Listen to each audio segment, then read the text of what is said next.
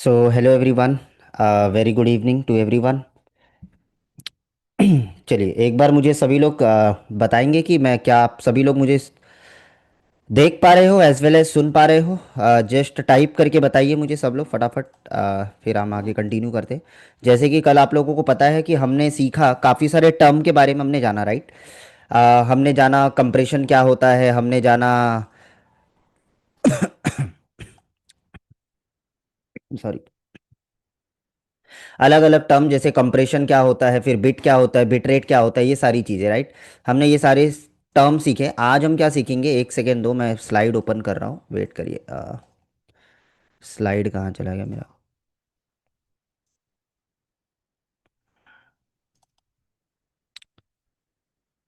Okay.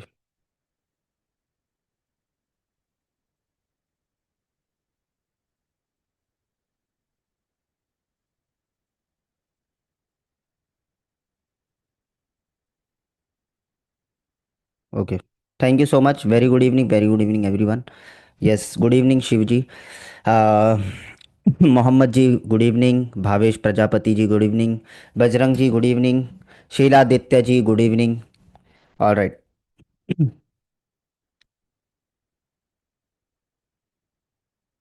Okay,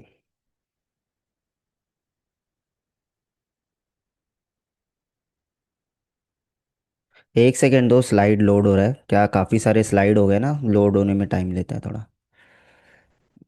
okay, ठीक है, start हो गया।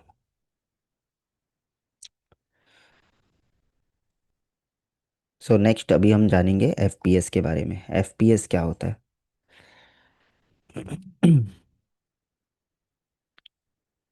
सो ये देखिए, कल मैंने ये लिखा था आपके सामने, जो यहाँ पर देखोगे।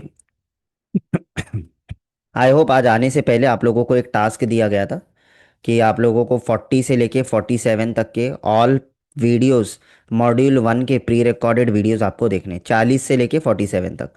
अगर आप लोग ने देखे हैं तो अच्छी बात है, नहीं देखे हो तो फिर आज का टॉपिक थोड़ा सा फिर आपको डिफिकल्ट लगेगा। हम्म। जो भी मैं टास्क देता हूँ उसे कर लिया करो। अगर नहीं किए हो तो then we are not responsible. चलो, तो सबसे पहले हमने बिट जाना, बिट रेट जाना, कंप्रेशन जाना। आज हम सीखेंगे एफपीएस क्या होता है, रिजोल्यूशन क्या होता है, और इसी पे कुछ प्रैक्टिकल अप्रोच भी मैं आपको देने वाला हूँ। तो देखिए, सबसे पहले हमारा जो एफपीएस, ठीक है, ये जो टर्म है इसका मतलब क्या है, इसको समझते हैं हम। What is FPS? एफपीएस का फुल फॉर्म है फ्रेम्स पर सेकेंड। फ्रेम्स पर सेकेंड यानी कि कोई भी अगर व्यक्ति आपको ये पूछे कि मुझे ये बताओ वीडियो क्या होता है, ठीक है, कोई भी व्यक्ति अगर इंटरव्यू में या कहीं पर भी आपको पूछे कि व्हाट इज वीडियो, तो आपको बताना है अ सीरीज ऑफ इमेजेस। यानी कि वीडियो कुछ भी नहीं, एक सीरीज ऑफ इमेज है। जैसे एक ह्यूमन है, इसका हाथ मैंने ऊपर किया, अगले ही क्षण में मैंने उसको कहा कि एक काम करिए यार, हाथ थोड़ा सा नीचे कर लीजिए। फिर उसके बाद में उसी ह्यूमन को मैंने कहा कि नहीं यार, अब वापस से जो है हाथ थोड़ा सा आप और एक नीचे करिए। ठीक है। अब क्या हो रहा है, ऐसे करके थोड़ा थोड़ा थोड़ा थोड़ा, लाइक मैंने एक फ़ोटो मान के चलिए ऐसे लिया। फिर बोला मैंने एक फ़ोटो ऐसे ले लो, एक फ़ोटो ऐसे ले लो, एक फ़ोटो ऐसे ले लो, एक फ़ोटो ऐसे, एक फ़ोटो ऐसे, एक फ़ोटो ऐसे। ऐसे करके मैंने आपको 10-15 फ़ोटो खिंचवा दिए।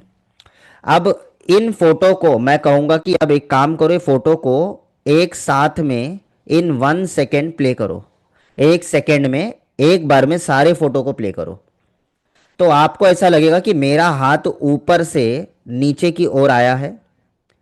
ये जो ये कंसेप्ट कुछ भी नहीं, यही है आपका वीडियो का कंसेप्ट। यानी कि हमारा जो कैमरा है वो वीडियो मोशन जैसा कुछ रिकॉर्ड नहीं, वो क्या करता है हर सेकंड में, कोई भी वीडियो जब आप बनाते हो हर सेकंड में क्या होता है,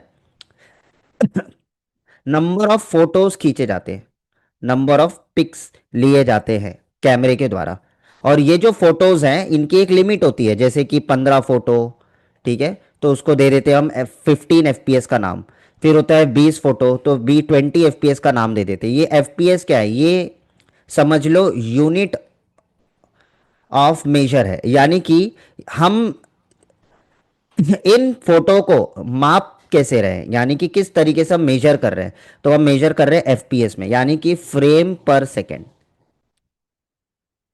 फ्रेम पर सेकेंड, यानी कि आपका कैमरा कितना फ्रेम एक सेकेंड में ले रहा है। यानी कि हमारा कैमरा 15 फोटो ले रहा है एक सेकेंड में। सोचो, एक सेकेंड की बात हो रही है। एक सेकेंड में 15 फोटो का, जैसे ऐसे 15 फोटो होंगे, ठीक है, 15 फोटोज के कलेक्शन होंगे। और एक सेकेंड में 15 लिए तो 2 सेकेंड में 30 हो जाएंगे, 4 सेकेंड में मल्टीप्लाई करते चले जाओ। तो कहने का मतलब क्या है कि इतने फोटोज के कलेक्शंस हम ले रहे हैं, तभी हमें एक प्रॉपर स्मूदर वीडियो देखने को मिलता है। यानी कि कोई आदमी चल रहा है वो प्रॉपर तरीके से, अगर ये फोटो को कम कर दिया जाए, यानी कि एक सेकेंड में हम 4 फोटो या 5 फोटो ले रहे हैं, तो वीडियो आपको अटक अटक के, यानी कि ये आप ह्यूमन समझ जाएगा कि यार ये फोटो है। 10 एफपीएस के ऊपर ह्यूमन नहीं पकड़ पाता है। 10 एफपीएस के नीचे आ जाओगे तो ह्यूमन समझ जाएगा कि यार ये तो फोटो एक के बाद दूसरा दिखा रहा है। तो एटलीस्ट 10 एफपीएस के ऊपर होना चाहिए मिनिमम ह्यूमन आई के हिसाब से। यानी कि अदरवाइज क्या होगा, मैंने हाथ यहां किया, दूसरा यहां आ जाएगा, तीसरा यहां आ जाएगा, इस तरीके से, यानी कि इस तरीके से अटक अटक के चलेगा। ठीक है, आपको एक स्मूदर वीडियो जैसे यहां पर आपको देखने को मिल रहा है, जैसे मैं हाथ रेस कर रहा हूं, यानी कि इसमें काफी सारे फ्रेम्स होंगे, 25 फ्रेम्स पर सेकेंड होंगे। ठीक है, according to video standard minimum FPS कितने होने चाहिए वीडियो स्टैंडर्ड के हिसाब से। ये लिखने की जरूरत नहीं, यहां पर सिर्फ मैं एक्सप्लेनेशन दे रहा हूं। वीडियो स्टैंडर्ड के हिसाब से कितना होना चाहिए, 25 एफपीएस। ठीक है, हमारे अकॉर्डिंग टू पाल स्टैंडर्ड, ठीक है, पाल वीडियो स्टैंडर्ड के हिसाब से 25 एफपीएस होना चाहिए। ठीक है, तो हमारे इंडिया के अंदर यही चल रहा है ना, पाल चलता है हमारे इंडिया में, यानी कि और भी जहाँ पर 50 हर्ट्ज की फ्रीक्वेंसी चलती है वहाँ पर जो है आपका पाल स्टैंडर्ड चलता है। और उसके अंदर जो minimum FPS as a real time माना जाता है 25 एफपीएस। मतलब कोई चीज़ अगर 25 एफपीएस पे रिकॉर्ड हो रही है या कोई चीज़ दिखाया जा रहा है, इसका मतलब वो रियल टाइम है, रियल टाइम 25 एफपीएस। यानी कि इसमें कोई लेटेंसी नहीं है, आपके सामने हाथ ऊपर कर रहा हो और आपको इमीडिएट उसी समय पे दिख रहा है, दैट इज रियल टाइम आप देख रहे हो 25 एफपीएस। अगर उससे कम होगा तो वो रियल टाइम नहीं माना जाता है। समझ में आ रहा है, तो हो सकता है कि वो डिले है। ठीक है, तो एफपीएस का मतलब क्या है, फ्रेम पर सेकेंड। इसी को हम फ्रेम रेट भी कहते हैं, फ्रेम रेट, फ्रेम रेट भी कहते हैं। और अगर हम यहां पर देखेंगे, यहां पर पढ़ते हैं FPS frame per second refer to the number of individual frames images displayed per second, यानी कि हर सेकेंड में कितने इमेजेस आप डिस्प्ले करवा रहे हो, ठीक है, अपनी स्क्रीन के ऊपर। ठीक है, उसी को हम एफपीएस कहते हैं। यानी कि 25 है तो 25 एफपीएस पे चल रहा है, 30 है तो 30 एफपीएस पे चल रहा है। इस तरीके से अलग अलग फ्रेम होते हैं, 15 एफपीएस, 30 एफपीएस, 60 एफपीएस। गेम वगैरह खेलते हो है ना, तो उसमें गेमिंग वगैरह में हम बहुत सारे एफपीएस यूज करते हैं, यानी कि मे बी 60, 120 एफपीएस या और ज्यादा 240 एफपीएस, है कि नहीं, तो उतने फ्रेम्स हमारे जनरेट हो रहे होते हैं। ठीक है, it determine how smooth a video appear to a human eye, यानी कि जितना एफपीएस अच्छा होगा उतना स्मूदर वीडियो आपको देखने को मिलेगा। तो हमारे सीसीटीवी में जो चल रहा है वो एवरेज जो चल रहा है वो 25 से 30 एफपीएस का चल रहा है। 25 टू 30 एफपीएस के बीच में हम खेल रहे होते हैं। ठीक है, इसी में जब आप कंप्रेशन वगैरह चालू करते हो तो क्या होता है, थोड़ा सा एफपीएस कम होता है, जैसे 15 एफपीएस पे हो जाएगा। ठीक है, जैसे H.265 प्लस हो जाएगा तो उसमें एफपीएस थोड़ा कम कर देता है। ठीक है, बाय डिफॉल्ट वो कम पे लेगा ताकि आपका बिट रेट कम हो, क्योंकि जितना फ्रेम बढ़ेगा तो बिट रेट बढ़ेगा। समझ रहे हो, तो 15 एफपीएस, फिर भी 15 पे भी फिर भी ह्यूमन नहीं समझ पाता है, लेकिन उसे रियल टाइम नहीं माना जाता है। समझ में आ रहा है, तो वहां पर थोड़ी सी आपको दिक्कत देखने को मिल सकता है।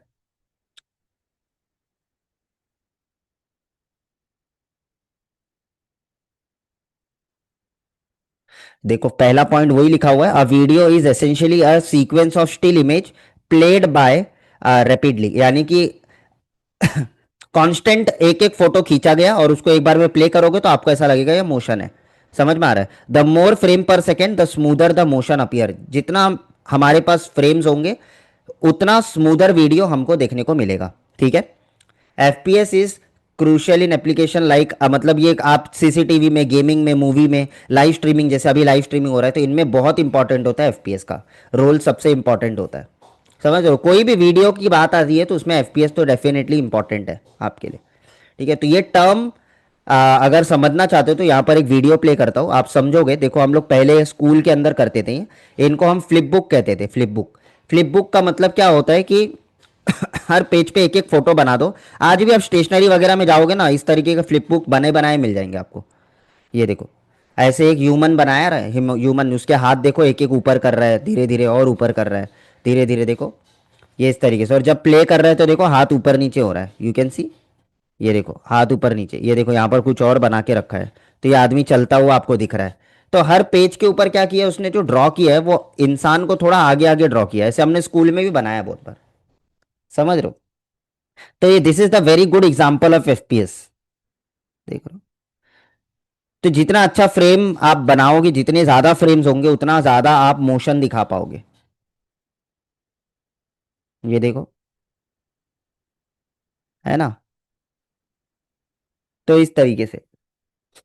ठीक है, तो ये फ्लिप बुक्स एक बेस्ट एग्जांपल है फ्रेम रेट को समझने के लिए। कहीं पर फ्रेम रेट लिखा होगा या कहीं पर एफपीएस लिखा होगा, बोथ टर्म्स आर सिमिलर, दोनों टर्म सिमिलर है। ठीक है, हमेशा फ्रेम फ्रेम रेट को हमेशा हम सेकेंड से डिटरमाइन करते हैं, याद रखिए, सेकेंड से ही डिटरमाइन करना है। ठीक है, फ्रेम पर सेकेंड। चलो, एफपीएस में ज्यादा कुछ एक्सप्लेनेशन नहीं, आई होप यहां तक समझ में आ गया। तो इतना समझ लो कि हमारे सीसीटीवी में कितना होना चाहिए। हमारे सीसीटीवी में अकॉर्डिंग टू पाल स्टैंडर्ड, यानी कि अगर हम वीडियो स्टैंडर्ड की बात करेंगे, उनके हिसाब से हमारे सीसीटीवी में 25 एफपीएस होना ही चाहिए अकॉर्डिंग टू पाल। 25, मैंने 50 बोला क्या? 25 एफपीएस, ठीक है, 25 एफपीएस होने चाहिए। और हमारे डीवीआर में जो है, ज्यादातर जो सेटिंग होती है वो 15 एफपीएस से लेकर 30 एफपीएस के बीच में होती है, कि आप उसको कम ज्यादा करना चाहते हो तो आप कर सकते हो। ठीक है, तो ये लिख लो। हम्म, नोट करिए सब लोग।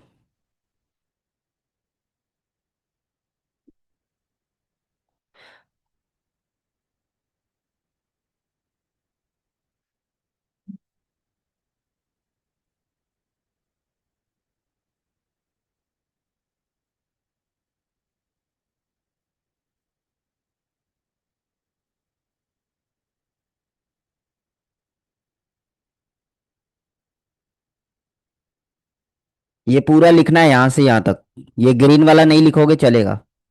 ये यहां से यहां तक इसका डेफिनेशन लिख लो।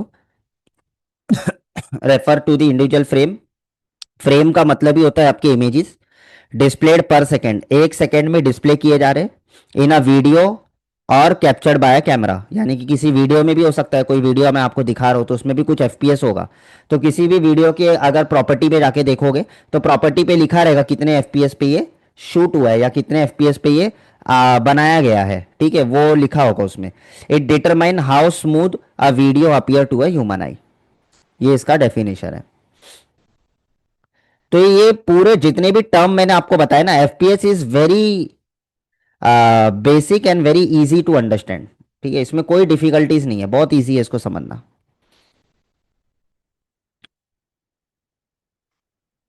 Yes yes yes, of course of course. देखो क्या होगा, मैंने अभी आपको थोड़ी देर पहले बताया, अगर एफपीएस बढ़ाओगे तो बिट रेट बढ़ेगा।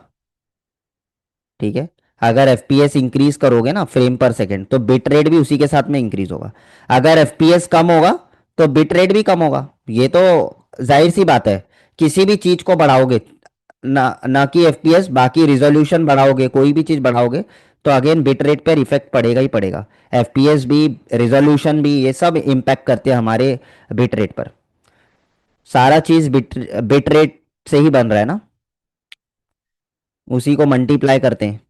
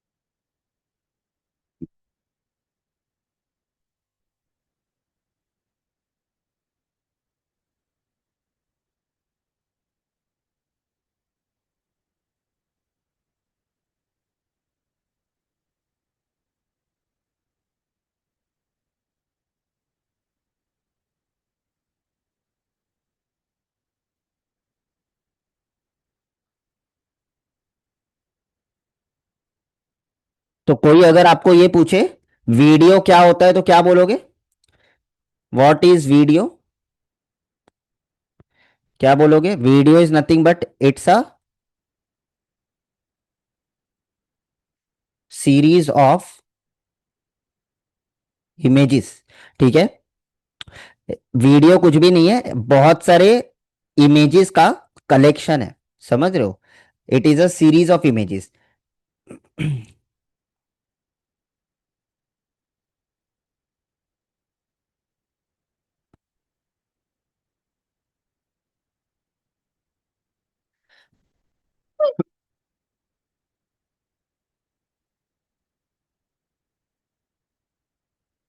चलो, लिख लिया?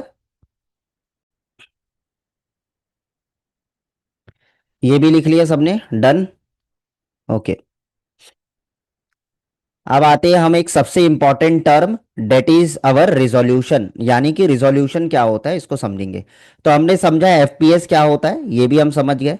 ये बाकी की चीजें जिन्होंने कल अटेंड नहीं किया उनको बता रहा हूँ। देखो, कल हमने बिट सीखा, हमने कल सीखा बिट रेट क्या होता है, हमने सीखा कंप्रेशन क्या होता है, आज हमने सीखा एफपीएस क्या होता है, और अब हम सीखने जा रहे हैं रिजोल्यूशन। रिजोल्यूशन क्या होता है? रिजोल्यूशन,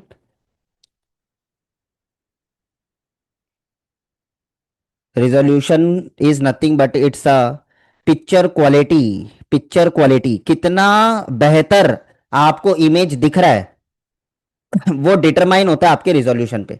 यानी कि आप बोलते हो ना, अरे इसका तो क्लैरिटी बहुत अच्छी है, यानी कि क्लैरिटी ज्यादा हो रहा है, क्लैरिटी कम हो रहा है, इसका टोटली रिलेशन किससे होता है? आपकी रिजोल्यूशन से। ठीक है। और रिजोल्यूशन बनता कैसे? रिजोल्यूशन बनता कैसे? Resolution is nothing but it's a count of pixel. यानी कि आपके एक इमेज के अंदर या आपके वीडियो के अंदर, ठीक है, बहुत सारे क्या होते हैं? आपके पिक्सल्स होते हैं। ठीक है। डायोड से बने होते हैं, है ना? तो इनमें बहुत सारे पिक्सल्स होंगे, इतने पिक्सल्स होते हैं कि जिनको आप देख नहीं सकते हो, क्योंकि अगर पिक्सल देखने लग जाओगे, ठीक है, तो इमेज आपको फटाफटा दिखेगा, है ना? तो इतना नजदीक नजदीक इसको लगाते हैं, मतलब समझ लो ना, एक एक इंच में 80 80 100 100 पिक्सल होते हैं। एक इंच में सोचो, एक इंच में मिनिमम आपके देखोगे, अगर रियल डिस्प्ले की बात करोगे, जैसे 19 इंच के डिस्प्ले की बात करोगे, तो 110 के अराउंड पिक्सल पर इंच होते हैं, पीपीआई। इतने होते हैं। मैंने उल्टा लिख दिया। पीपीआई कितने होते हैं? 110। इतने होते हैं आपके 19 इंच में, ये एवरेज बता रहा हूं, ठीक है। इन 1 इंच, ठीक है,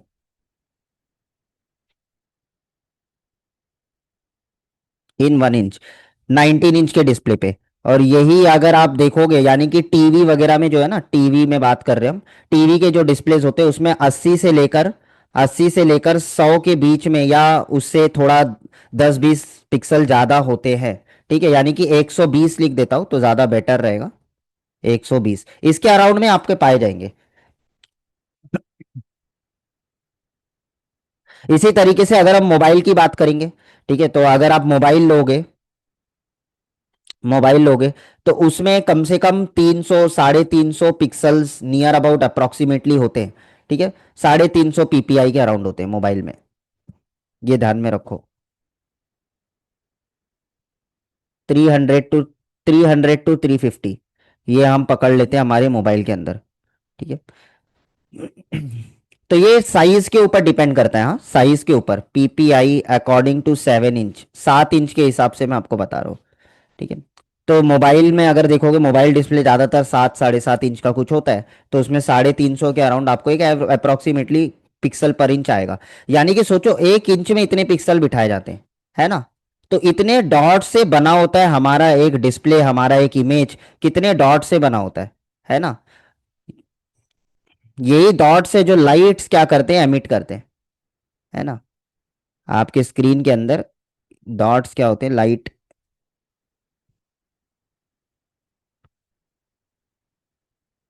तो सोचो कितने डॉट्स से ये बना है, ऐसे होते हैं। अब मैं क्या एकदम स्ट्रेट नहीं बना रहा, समझ लो अब बस, और क्या।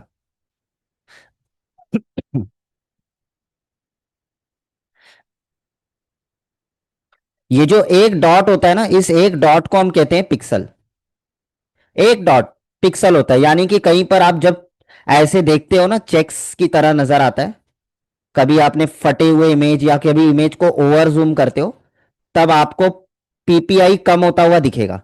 तो जब पीपीआई कम होगा पिक्सल पर इंच, तो ऐसे फटे फटे बॉक्स दिखेंगे। ये एक जो बॉक्स है ना, इसको 1 पिक्सल बोलते हैं। 1 pixel, just it's a 1 pixel, 1 pixel है। समझ रहे हो? तो सोचो तो एक एक स्क्रीन के अंदर कितने पिक्सल होंगे। मेरे लैपटॉप का स्क्रीन, इसमें कितने पिक्सल हो सकते हैं, है ना? तो ये डेटा शीट पे लिखा होता है, हमेशा डेटा शीट पढ़ना पड़ेगा। तो जैसे अगर मान के चलो, हमारे डिस्प्ले के अंदर दो साइड्स होते हैं, है ना? एक होता है हॉरिजॉन्टल साइड और दूसरा होता है वर्टिकल साइड। ठीक है, तो जैसे मैं यहां पर लिख देता हूं, ये वाला जो साइड है ये वर्टिकल होता है, और ये वाला जो साइड होता है ये हॉरिजॉन्टल होता है। तो अगर हम वर्टिकल में देखेंगे तो एक हम साइज यहां पर लिखेंगे। जैसे वर्टिकल में मान के चलो आपका है 1920, और हॉरिजॉन्टल में है 1080। एक एग्जांपल दे रहा हूं।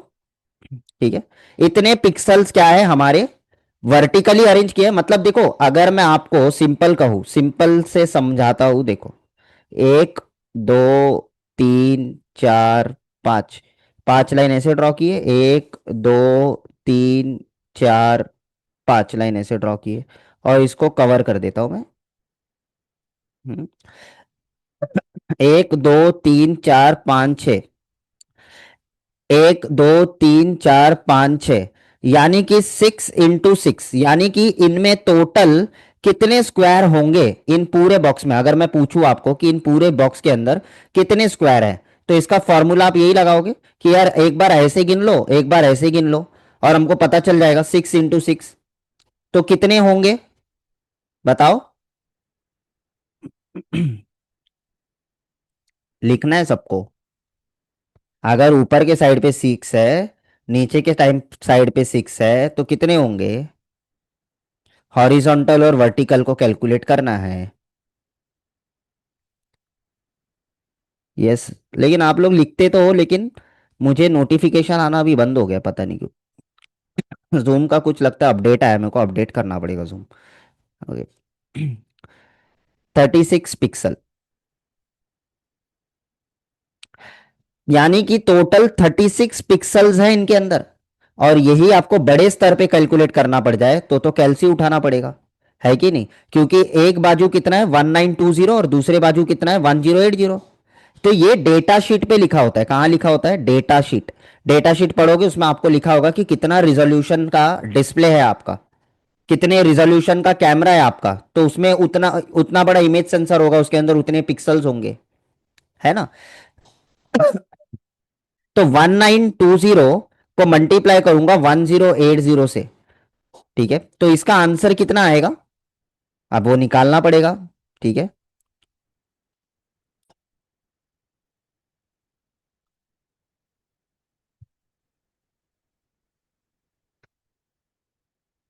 1920 इंटू 1080। ठीक है, तो 20,70,600। ठीक है, तो चलो यहां पर लिख देते हैं हम, 20,73,600। इतने पिक्सल्स हमारे इस पर्टिकुलर डिस्प्ले के अंदर है।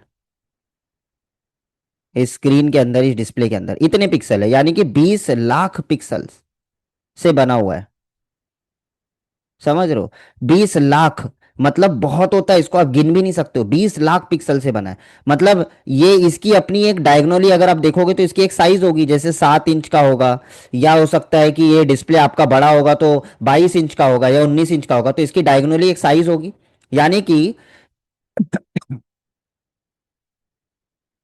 कभी भी जब आप रिजोल्यूशन कैलकुलेट करते हो ना, तो उसके अंदर तीन चीज बहुत इंपॉर्टेंट होता है। ठीक है, मैथमेटिकली जब भी आप डिस्प्ले के ऊपर काम करते हो तो उसमें तीन चीज बहुत इंपॉर्टेंट होता है। सबसे पहला होता है कि आपका हॉरिजॉन्टल पिक्सल। दूसरा जो होता है वो आपका होता है वर्टिकल पिक्सल कितने हैं। तो इससे पता चल जाएगा कि टोटल नंबर ऑफ पिक्सल कितने हैं आपके पास में। टोटल नंबर ऑफ पिक्सल कितने हैं। और अगर हम इसमें साइज मेंशन कर देंगे, कि यार हमारा स्क्रीन जो है वो इतने साइज का, इतने साइज का है, तो उसका फिर पीपीआई भी निकालने में हेल्प होगा, यानी कि 1 इंच में कितने पिक्सल बैठे होंगे अकॉर्डिंग टू साइज हम उसको निकाल सकते हैं। यानी कि ये इंफॉर्मेशन हमारे लिए बहुत इंपॉर्टेंट होता है, जिससे हमारे लिए वो अच्छा डिस्प्ले है या नहीं है वो हम सिलेक्ट कर पाते हैं, अच्छा कैमरा है या नहीं है वो हम सिलेक्ट कर पाते हैं। समझ रहे हो? तो 20,70,600, 20 लाख का मतलब क्या होता है कि अगर हम हमारे यूट्यूब के ऊपर, आपने सुना होगा कभी, अगर यूट्यूब में 10 लाख जब सब्सक्राइबर हो जाते हैं, 10 लाख सब्सक्राइबर, 10 लाख सब्सक्राइबर, ठीक है, तो यहां पर हम कहते हैं कि यार आपका 1 मिलियन सब्सक्राइबर हो गए, है ना। मतलब 10 लाख के बाद में हम मिलियन लगा देते हैं, है ना। इसी तरीके से 20 लाख का मतलब क्या हो गया, 2 मिलियन, है कि नहीं। तो ये तो बेसिक सी चीज है, बेसिक इंफॉर्मेशन जो स्कूल में पढ़ाया गया होगा आपको कहीं ना कहीं। यहां पर कितने पिक्सल है, 20 लाख है ना। तो 20 लाख को क्या मैं 2 मिलियन लिख सकता हूं, 2 मिलियन क्या है, पिक्सल है। यानी कि इसको ऐसे कैलकुलेट करते, यानी कि ये जो रिजोल्यूशन है वो 2 मेगापिक्सल का है। 2 megapixel near about 20 lakh pixels, समझ रहे हो। 20,70,600 पिक्सल्स को ही हम 2 मेगापिक्सल कहते हैं। तो इसी तरीके से जितना ज्यादा, जैसे अभी 4K लोगे, 4K का मतलब क्या होता है, 4K का मतलब होता है कि आपका कैमरा 8 मेगापिक्सल का है, मतलब 8 megapixel is nothing but your 4K। देखो उसमें क्या होता है ना, 4K बनाने के लिए एक्चुअली में 4K की कैलकुलेशन, 4K एक्चुअली में ये अल्टरनेटिव नेम है, समझ रहे हो। एक्चुअली में 4K is nothing but your 8 megapixel. तो 4K के लिए जो डिस्प्ले यूज करते हैं वो भी क्या होती है, उसकी साइज बड़ी होती है, जैसे आपका 85 इंच होगा या 42 इंच के ऊपर होगा, है ना। तो ताकि उतने पिक्सल्स हम फिर उसमें बिठा पाएंगे, छोटे डिस्प्ले में कहाँ आपके 8 मिलियन पिक्सल्स बैठेंगे। कितना नजदीक आप बिठाओगे पिक्सल को कि 8 मिलियन, तो पॉसिबल नहीं है ना। तो बड़े टीवी में ही हमको 4K देखने को मिलता है, ठीक है। तो ये जो डिस्प्ले है ये हमारा 4K वाला डिस्प्ले है, तो 85 इंच मैं यहां पर लिख रहा हूं, और यहां पर मैं लिख रहा हूं कि ये 4K है। तो अब क्या करते हैं हम लोग इसको 4 पार्ट में डिवाइड कर देते हैं। रियल में ऐसा करते हैं ये लोग, पिक्सल्स को 4 पार्ट में डिवाइड करेंगे। यहां पर 2 मेगापिक्सल का रिजोल्यूशन लगाते हैं, यहां पर 2 मेगापिक्सल, यहां पर 2 मिलियन पिक्सल्स होता है, और यहां पर 2 मिलियन पिक्सल्स होते हैं।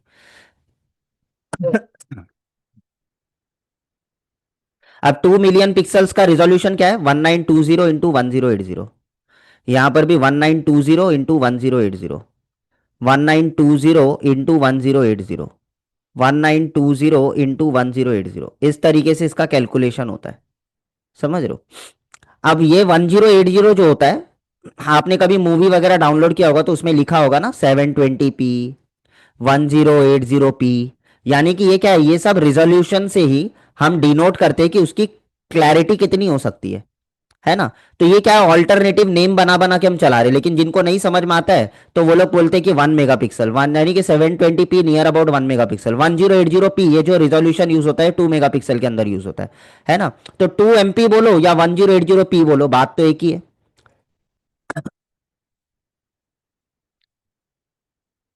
इसीलिए हम यहां पर अगर देखेंगे तो 1080p जो है ना, इसको प्लस करते हैं हम। यानी कि ये 1000 यहां प्लस कर दिया, इस 1000 को प्लस कर दिया, इस सारे 1000 प्लस कर दो तो कितना आएगा 4K। यानी कि 4000 के अराउंड आपकी रिजोल्यूशन आ रही है, इसीलिए उसको 4K कहा जाता है। और दोनों सबको प्लस कर दोगे, यानी कि 2 MP 2 MP 2 MP 2 MP, अगर इसको प्लस कर दोगे तो 8 MP आता है ना। दो दो चार चार चार आठ।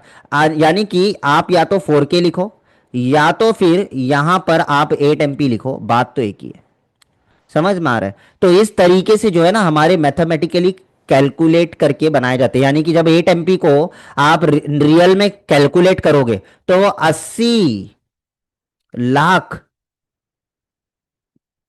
लाख पिक्सल तक जाता है, समझ रहे हो। 80 लाख पिक्सल तक जाएगा नियर अबाउट, तब जाकर वो कहलाएगा कि ये भाई 8 मेगापिक्सल का रिजोल्यूशन। 80 लाख डॉट्स होंगे, सोचो इतने डॉट से मिला होगा। क्लियर हो रहा है। तो ये हमारे रिजोल्यूशन का मतलब है, resolution is nothing but it's known as a clarity. जैसे अगर आप देखोगे यहां पर ये देखिए, resolution in CCTV camera refer to the number of pixels, कितने पिक्सल है, जैसे इधर देखो एक एक बॉक्स बनाए, है ना, ये देखो एक एक बॉक्स है, ये जितना छोटा कर दूंगा फिर बॉक्स आपको नहीं दिखेगा, जैसे मैं छोटा कर दिया देखो, बॉक्स नहीं दिखेगा, क्योंकि हमारे कम स्क्रीन साइज में कम पिक्सल्स अगर हमने रखा है, ठीक है, तो वो पिक्सल फटेंगे नहीं, लेकिन अगर हमारा स्क्रीन साइज बढ़ जाएगा तो पिक्सल क्या हो जाएंगे, फटने लग जाएंगे, यानी कि आपके पिक्सल पर इंच जो है अब आपको और ज्यादा सेट करना पड़ेगा, इतने बड़े डिस्प्ले पे देखने के लिए और ज्यादा पिक्सल पर इंच करना पड़ेगा, तो ये चीजें होती है। तो यानी कि हमारे स्क्रीन के हिसाब से जो है ये प्रॉपर तरीके से सेटेड आता है। refer to the number of pixel used to create an image. It determine the clarity and detail in the video or image captured by the camera. यानी कि रिजोल्यूशन का मतलब क्या होता है कि आपका हॉरिजॉन्टल पिक्सल कितना है, आपका वर्टिकल पिक्सल कितना है, इन दोनों को जब आप मल्टीप्लाई करोगे तो इसका रियल क्लैरिटी आपको पता चलेगा कि कितनी क्लैरिटी हो सकती है इसकी। जाहिर सी बात है, जितनी आपके पिक्सल्स बढ़ेंगे उतनी क्लैरिटी बढ़ेगी, उतनी रिजोल्यूशन उसकी अच्छी होगी, जितना पिक्सल कम होगा उतनी रिजोल्यूशन क्या होगी, कम होगी। तो इसी वजह से स्टैंडर्ड एक बनाया गया रिजोल्यूशन का एक चार्ट है जो मैं आपके सामने शेयर कर रहा हूं। जैसे सबसे पहले जो मार्केट में रिजोल्यूशन यूज हुआ करते थे, पुराने जो छोटे मोटे टीवी आते थे ना डब्बा वब्बा वाले, वो सारे जो टीवी होते थे जिनको हम CRT TV, cathode ray tube कहते थे, वो टीवी के अंदर ये सारे रिजोल्यूशन यूज होते थे, CIF D1 ये सब यूज होते थे। तो दो CIF मिलकर एक D1 बनाते थे, ठीक है, फिर दो D1 मिला करके हमारे 720p, फिर ऐसे आपके 1080p ऐसे आते थे। तो अगर आप देखोगे तो रिजोल्यूशन में यहां पर देखो ये सारे क्या लिखे हुए, कितना हॉरिजॉन्टल होगा कितना वर्टिकल होगा, है ना। तो इस तरीके से सारे लिखे गए, तो vertical pixel horizontal pixel, vertical pixel horizontal pixel, vertical pixel horizontal, सारे में वर्टिकल हॉरिजॉन्टल वर्टिकल हॉरिजॉन्टल, इस तरीके से लिखे हुए। अब इन दोनों को सबको मल्टीप्लाई करोगे तो आपको उसका टोटल पिक्सल मिल जाएगा, टोटल पिक्सल सबको मल्टीप्लाई करोगे। तो इस सबसे लोएस्ट में CIF यूज होता है, आज भी DVR के अंदर आप इसको सेट कर सकते हो, और सबसे हाईएस्ट में कैमरे के अंदर 12 MP आज के डेट में आ रहा है IP कैमरों के अंदर। वैसे एनालॉग में तो 4K तक की भी कोई ले नहीं रहा है, क्योंकि बहुत महंगे हो जाते हैं कैमरे। IP में आज भी 12 MP तक मिल जाता है आपको।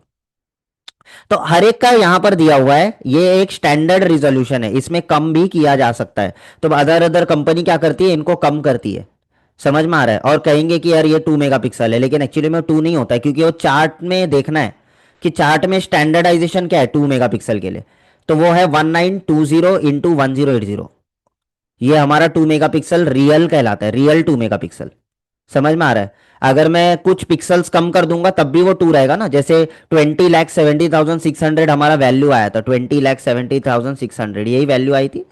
तो अगर मैंने इसमें से 600 पिक्सल कम भी कर दिया तब भी तो 20 लाख है ना, लेकिन वो स्टैंडर्ड के हिसाब से नहीं है। तो कुछ पिक्सल अगर मैंने वर्टिकली या कुछ पिक्सल हॉरिजॉन्टली, हॉरिजॉन्टल तो नहीं लेकिन वर्टिकली कम करते हैं लोग, हॉरिजॉन्टली उतना ही रखते हैं, वर्टिकल पिक्सल्स कम कर देते हैं, तो जिससे कि क्या होता है कि आपकी रिजोल्यूशन कम हो जाती है, समझ रहे हो। तो ये छोटी छोटी चीजें जिसको ध्यान में रखो। तो हमारे ये चार्ट के हिसाब से इतना होना ही चाहिए, तब भी वो माना जाएगा कि ये इसको ये कहते हैं। अब इनमें ऑल्टरनेटिव नेम है देखो, अभी ये देखो 720 यहां से ना टर्म ले लेते, 1080p यहां से टर्म ले लेते, इसका मतलब क्या है कि ये 1 MP है, ये 2 MP है, फिर उसके बाद में अब ये नंबर्स याद नहीं रख पाओगे आप, ठीक है, तो डायरेक्टली लोग लिख देते 3 MP 4 MP, ईमानदारी से यही लिखते हैं लोग, तो ज्यादा बेहतर होता है। अब यहां पर अब देखोगे तो HD जो चालू होता है वो हमारा 1 MP के बाद चालू होता है, यानी कि 1 MP से आपका HD लग जाता है, 1 MP होगा तो फिर भी उसको हाई डेफिनेशन कहेंगे, full high definition full HD, यानी कि फुल HD मतलब 2 MP। उसके बाद में 2K रिजोल्यूशन, 2K का मतलब होता है 4K का आधा, 4K का आधा मतलब 2K, और पूरा 4K को हम अल्ट्रा HD कहते हैं, यानी कि इसको ही हम 4K कहते हैं, अल्ट्रा HD। और फिर उसके बाद में 12 MP वगैरह ये सब आता है, ठीक है। तो these all are resolution and these all are other names, यानी कि ऑल्टरनेटिव नेम्स, जिससे हम उसको डिनोट करते, कहीं ना कहीं पढ़ते हो मूवी देखते हो कुछ ना कुछ तो वहां पर आपको दिखेगा ऑल्टरनेटिव नेम्स, समझ रहे हो। तो ये रिजोल्यूशंस के बारे में आप लोगों को लिखना है सबको, ठीक है, ये लिख लो पहले, ठीक है। व्हाट इज FPS, ये तो हो गया ना FPS वाला, नहीं ये रहा व्हाट इज रिजोल्यूशन, ये लिख लो। रिजोल्यूशन क्या होता है, फिर नीचे आप ऐसा स्क्वायर बनाओगे और उसमें आप एटलीस्ट 2 MP का एक एग्जाम्पल लिखोगे, जैसे मैंने यहां पर दिया है, ऐसे एक स्क्वायर बनाओगे 2 MP का एटलीस्ट एक एग्जाम्पल लिखोगे, सब लोग को करना है, फटाफट बुक बनाओ, लास्ट में मैं बुक भी चेक करूंगा, ये याद रखो सब लोग। सर्टिफिकेट देने से पहले आप सबका बुक चेक होगा। अगर बुक नहीं बना होगा then you are not able to proceed your exam. आप अभी लिखो या बाद में लिखो, होना तो जरूर चाहिए, ठीक है, ये ध्यान में रखिए।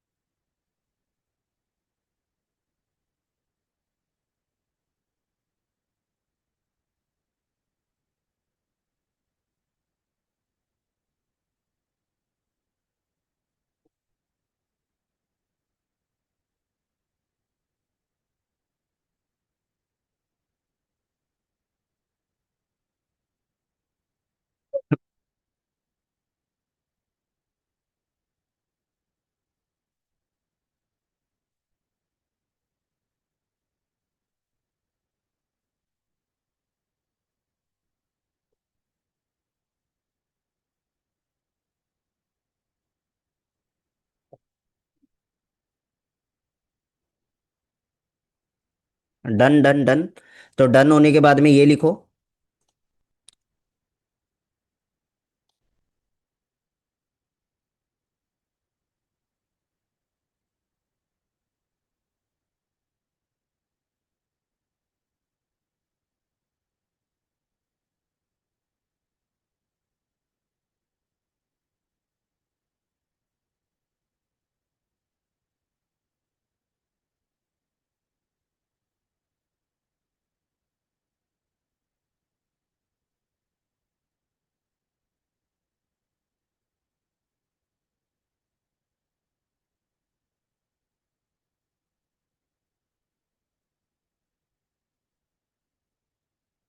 पीपीआई का फुल फॉर्म है पिक्सल पर इंच, अभी मैंने कहा ना, पिक्सल पर इंच, लिखा नहीं मैंने, लिख देता हूँ।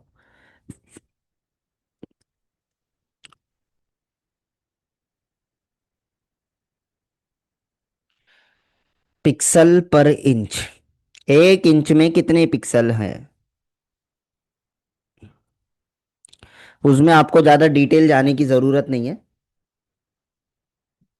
साइंटिस्ट बनना है तो जा सकते हो।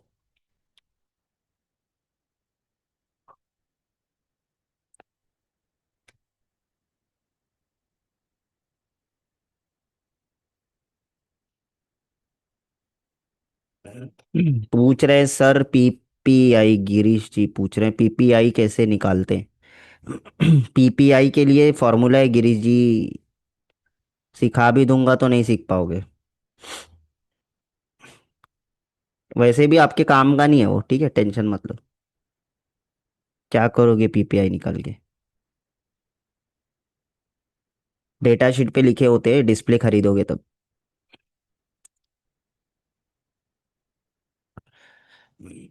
सिंपल है देखो।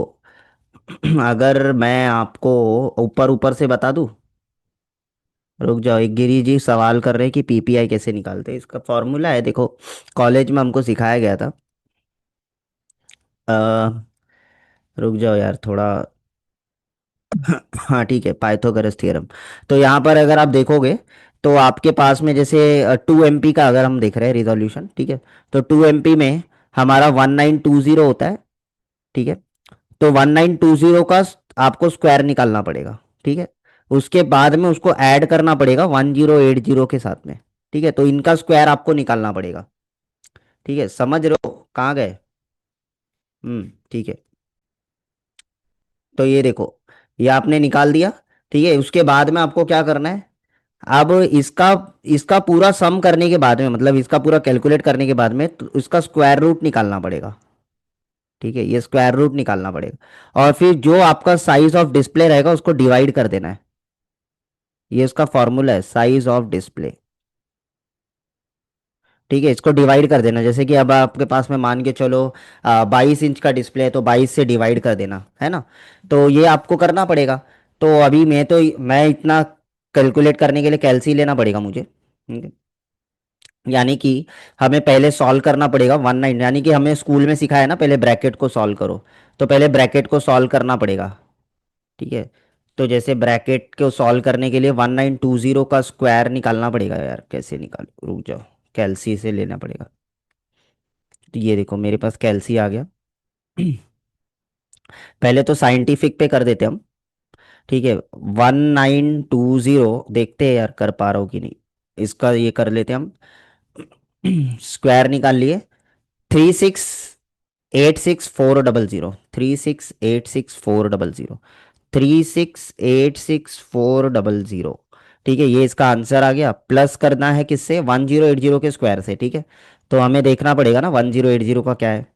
तो 1080 का स्क्वायर है हमारा 1166,400, 1166,400, 1166,400, ठीक है। ये हमने कर दिया, ठीक है। अब इनको क्या करना है, डिवाइड, इनका डिवाइड करेंगे size of display, size of display. अभी मैं डिसाइड नहीं कर रहा हूँ कितना बड़ा डिस्प्ले है, पहले तो इसको निकाल लेते हैं। अब उसके बाद में हम क्या करेंगे, इनको ऐड करेंगे, ठीक है। ऐड कर लेना है ना। तो अब ऐड करके क्या करेंगे, मैं ऐड कर लेता हूँ, ठीक है। तो मैं बताता हूँ कितना आएगा, रुक जाओ। तो 36864000। एक मिनट यार, कैलसी चल नहीं रहा है, एक मिनट, 1 सेकेंड, हाँ मैं कर रहा हूँ। तो मैं आपको दिखाऊँ क्या, एक मिनट, ये देखो। ठीक है, तो मैं इसमें करूँगा 36864000, नंबर भी याद नहीं मुझे, ठीक है। इसको प्लस करते हैं हम, 1166,400। तो इसको टोटल कर दिया, ये आ गया, कितना आ रहा है, 4852, 4852, और क्या आ रहा है, 800, ठीक है। ये हमारे पास में वैल्यू आ रहा है, ठीक है। ये हमने निकाल दिया। अब इसका स्क्वायर रूट निकालना पड़ेगा। अब भाई स्क्वायर रूट निकालने के लिए डेफिनेटली, यार पाइथागोरस थ्योरम के बारे में पढ़ा होगा आपने। बस समझ लो, वो आता रहेगा तो ही कर लोगे। तो यहाँ पर आप जाओगे ना, तो इसके अंदर आपको निकालना पड़ेगा 4852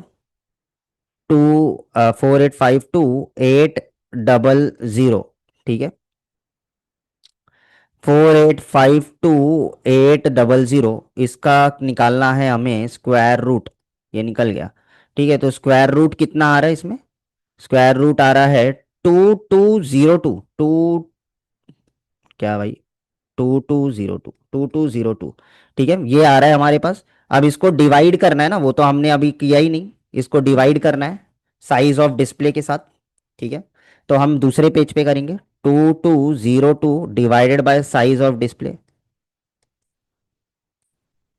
ये आप कर लेना अगर है, देखो मैं तो बताने का बता दे रहा हूँ, मैंने तो कहा ना आपको, ऐसे भी काम का नहीं है आपके लिए, साइंटिस्ट बनना है क्या आपको। यहाँ पर जाओ, इसके बाद में आपको क्या करना है, ये जो 2202 आया, ठीक है। इसको साइज ऑफ डिस्प्ले के साथ में डिवाइड कर दो। अब आपने 19 इंच का डिस्प्ले लिया है, आपने 7 इंच का डिस्प्ले लिया है, उसके साथ में डिवाइड कर दो, ठीक है। तो लेट से आप 22 इंच का डिस्प्ले लिए, लेट से 22 इंच का डिस्प्ले लिया, ठीक है। अब 2202 को डिवाइड कर दो 22 से, ठीक है। तो यहां पर हम क्या करेंगे, ये देखो मैंने यहां पर लिख दिया, ठीक है। ये देखो यहाँ पर मैंने लिखा ये अमाउंट, ये आया हमारे पास में। फिर उसके बाद में ये जो वैल्यू हमारे पास में आई, उसका स्क्वायर रूट निकालने के बाद उसको साइज ऑफ डिस्प्ले के साथ में डिवाइड कर दो, यानी कि 2202 डिवाइडेड बाय 22, ठीक है। ये कर लो। ये करने के बाद में अभी आप क्या करोगे, कितना आएगा देखो। तो ये आएगा आपके पास में 2202 को डिवाइड कर दो 22 से, 22 से, तो कितना आया, 100, ठीक है। यानी कि 100 ppi का है ये डिस्प्ले। 22 इंच के डिस्प्ले में मिनिमम 100 ppi होना चाहिए, ठीक है। अदरवाइज स्क्रीन में कोई भी इमेज चलेगा वो फटाफटा दिखेगा आपको, समझे जी। कर लोगे, हाँ हाँ, ज़रूरत नहीं है आपके लिए, ठीक है, इतना बता दिया, इतना ज़रूरत नहीं है, ठीक है। मैं खुद कम करीबन ये फार्मूला लगा रहा हूँ। आ, मेरे किसी भी क्लास में मैंने कभी ये फार्मूला नहीं लगाया था अभी तक, तो मेरे को खुद को 1 1.5 साल हो चुका होगा ये फार्मूला लगाए। ठीक है, कोई बात नहीं। चलो, टाइम पास था, ध्यान मत दो। ये जो बोला गया है इसको लिख लो। तो ऐसे ज्यादा डिटेल में सवाल ना करो, क्या है ना कि जरूरी नहीं है, देखो हमें पता होता है, लेकिन कई बार कुछ चीजें ऐसी होती है ना जो अभी जानना जरूरी नहीं आपके लेवल पर, क्योंकि आप लोग एज अ टेक्नीशियन बन रहे हो ना। आप लोग को थोड़ी ना सिस्टम डिजाइन करना है, जाके टीवी वीवी बनाओगे कहीं पर। आप तो एज ए इंस्टॉलर हो ना, तो इंस्टॉलर के हिसाब से आप सवाल करें, ठीक है। चलो, तो ये लिख लो, लिख रहे थे ना आप लोग, लिख लो इसको।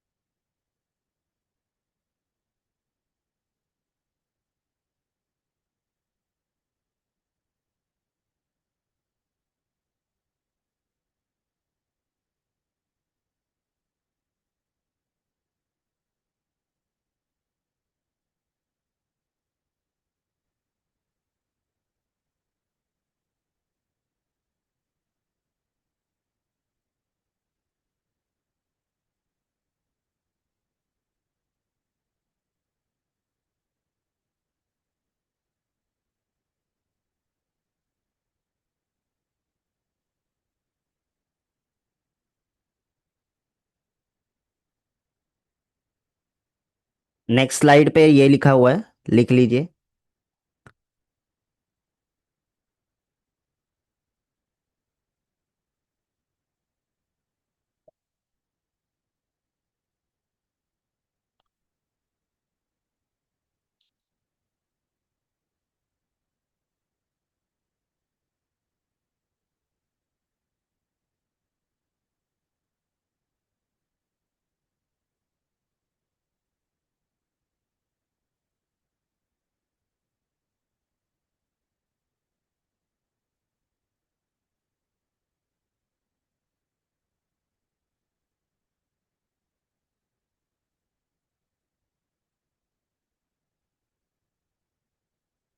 नेक्स्ट स्लाइड पर ये लिखा हुआ है, ये लिख लो।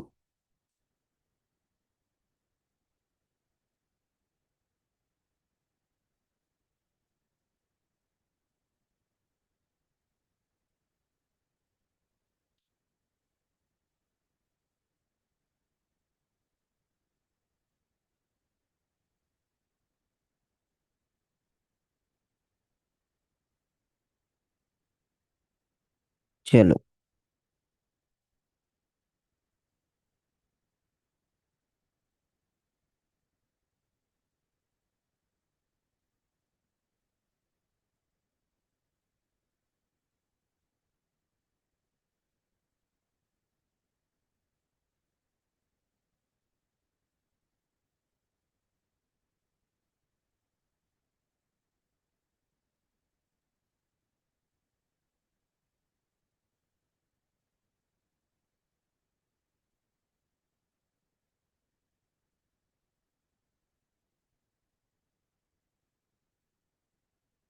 ये फॉर्मूला भी लिख लो, अगर पूछे ही है तो लिख ही लो, अभी लिखा हो तो। नहीं लिखोगे तब भी चलेगा, चॉइस आपकी है, क्योंकि ये कोई पूछने नहीं वाला आपको कभी।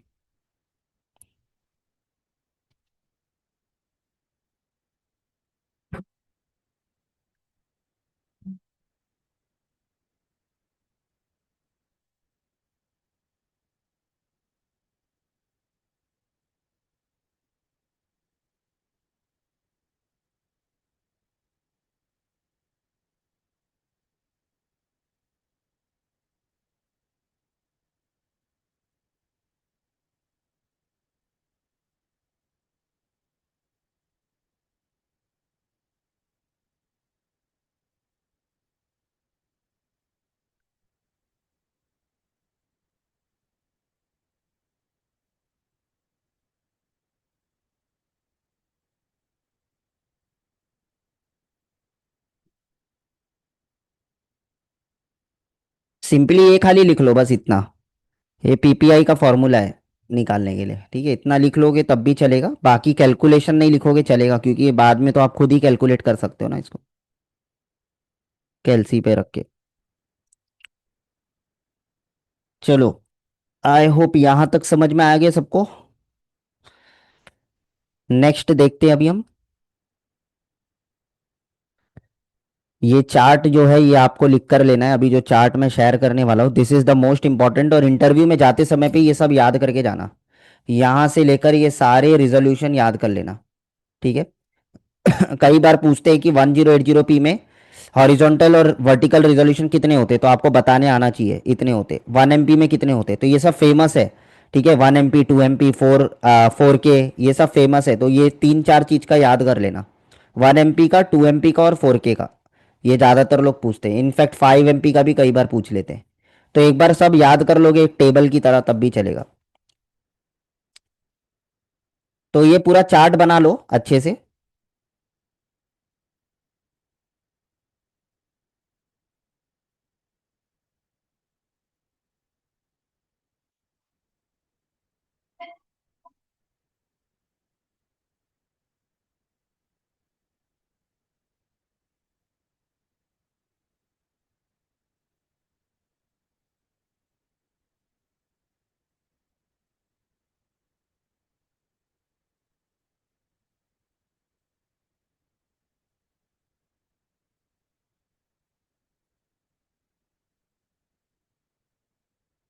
तो इंक्रीजिंग ऑफ रिजोल्यूशन, जितना ज़्यादा रिजोल्यूशन होगा उतना ज़्यादा क्या होगा, हमारी डिटेलिंग होगी, ठीक है।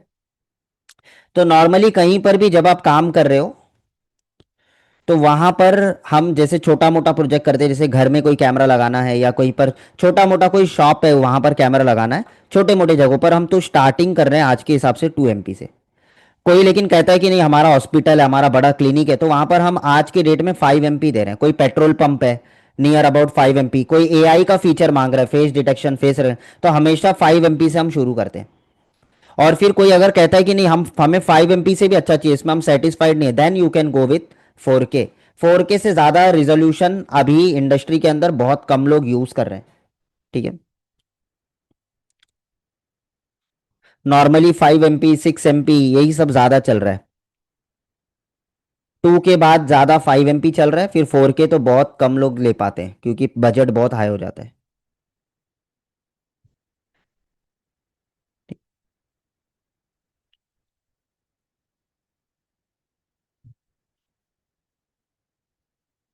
तो ये देखो यहां पर मैंने लिखा है, higher resolution means more detail, जितना अच्छा रिजोल्यूशन होगा उतनी अच्छी डिटेलिंग होगी। Better for identifying face and number plate, यानी कि बेटर आपको नंबर प्लेट आप और फेस अच्छी तरीके से आप देख पाते हो जितना अच्छा रिजोल्यूशन होगा। जूम इन विदाउट ब्लर, यानी कि अगर रिजोल्यूशन अच्छी होगी तो हम बिना जूम करेंगे तो उसमें ब्लर जल्दी नहीं होगा, ऐसा नहीं कि होगा ही नहीं, क्योंकि बहुत ज्यादा जूम कर दोगे तो डेफिनेटली हर इमेज फट जाएगा, ठीक है, उसको पिक्सलेट कहा जाता है, तो हर इमेज जो है ना वो पिक्सलेट हो जाता है। तो कहने का मतलब क्या है कि ये डिपेंड करता है कि आपके इमेज के अंदर कितना ज्यादा पिक्सल है, अगर बहुत ज्यादा पिक्सल है, ठीक है, 12 MP है, 18 मेगापिक्सल है, 36 मेगापिक्सल है, तो जब आप जूम करोगे तो वो जल्दी पिक्सलेट नहीं होगा, जल्दी फटेगा नहीं, क्योंकि उसमें बहुत सारे पिक्सल्स हैं पर इंच में। लेकिन एक डिसएडवांटेज है कि हायर स्टोरेज, यानी कि जितना ज्यादा रेजोल्यूशन लोगे कैपेसिटी आपको बढ़ानी पड़ेगी, हायर स्टोरेज लेना पड़ेगा।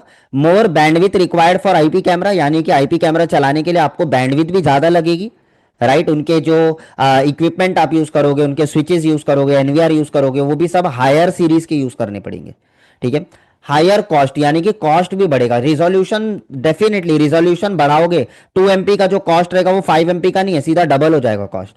तो कहने का मतलब क्या है कि जितना ज्यादा रिजोल्यूशन तो उसमें आपके डिसएडवांटेजेस भी हैं, वो ध्यान में रख के ही कोटेशन बनाना है, ठीक है। ऐसा नहीं कि सबको अच्छे से अच्छा दे दो, तो अच्छे से अच्छा दोगे तो कभी कोटेशन पास नहीं होगा, रिक्वायरमेंट के हिसाब से कोटेशन देना होता है। कस्टमर तो कुछ हमेशा अच्छा ही मांगेगा, है ना, लेकिन उसकी रिक्वायरमेंट देख लो पहले है भी कि नहीं उतना। तो जितना ज्यादा रिजोल्यूशन होगा लार्जर फाइल साइज बनेगी आपकी।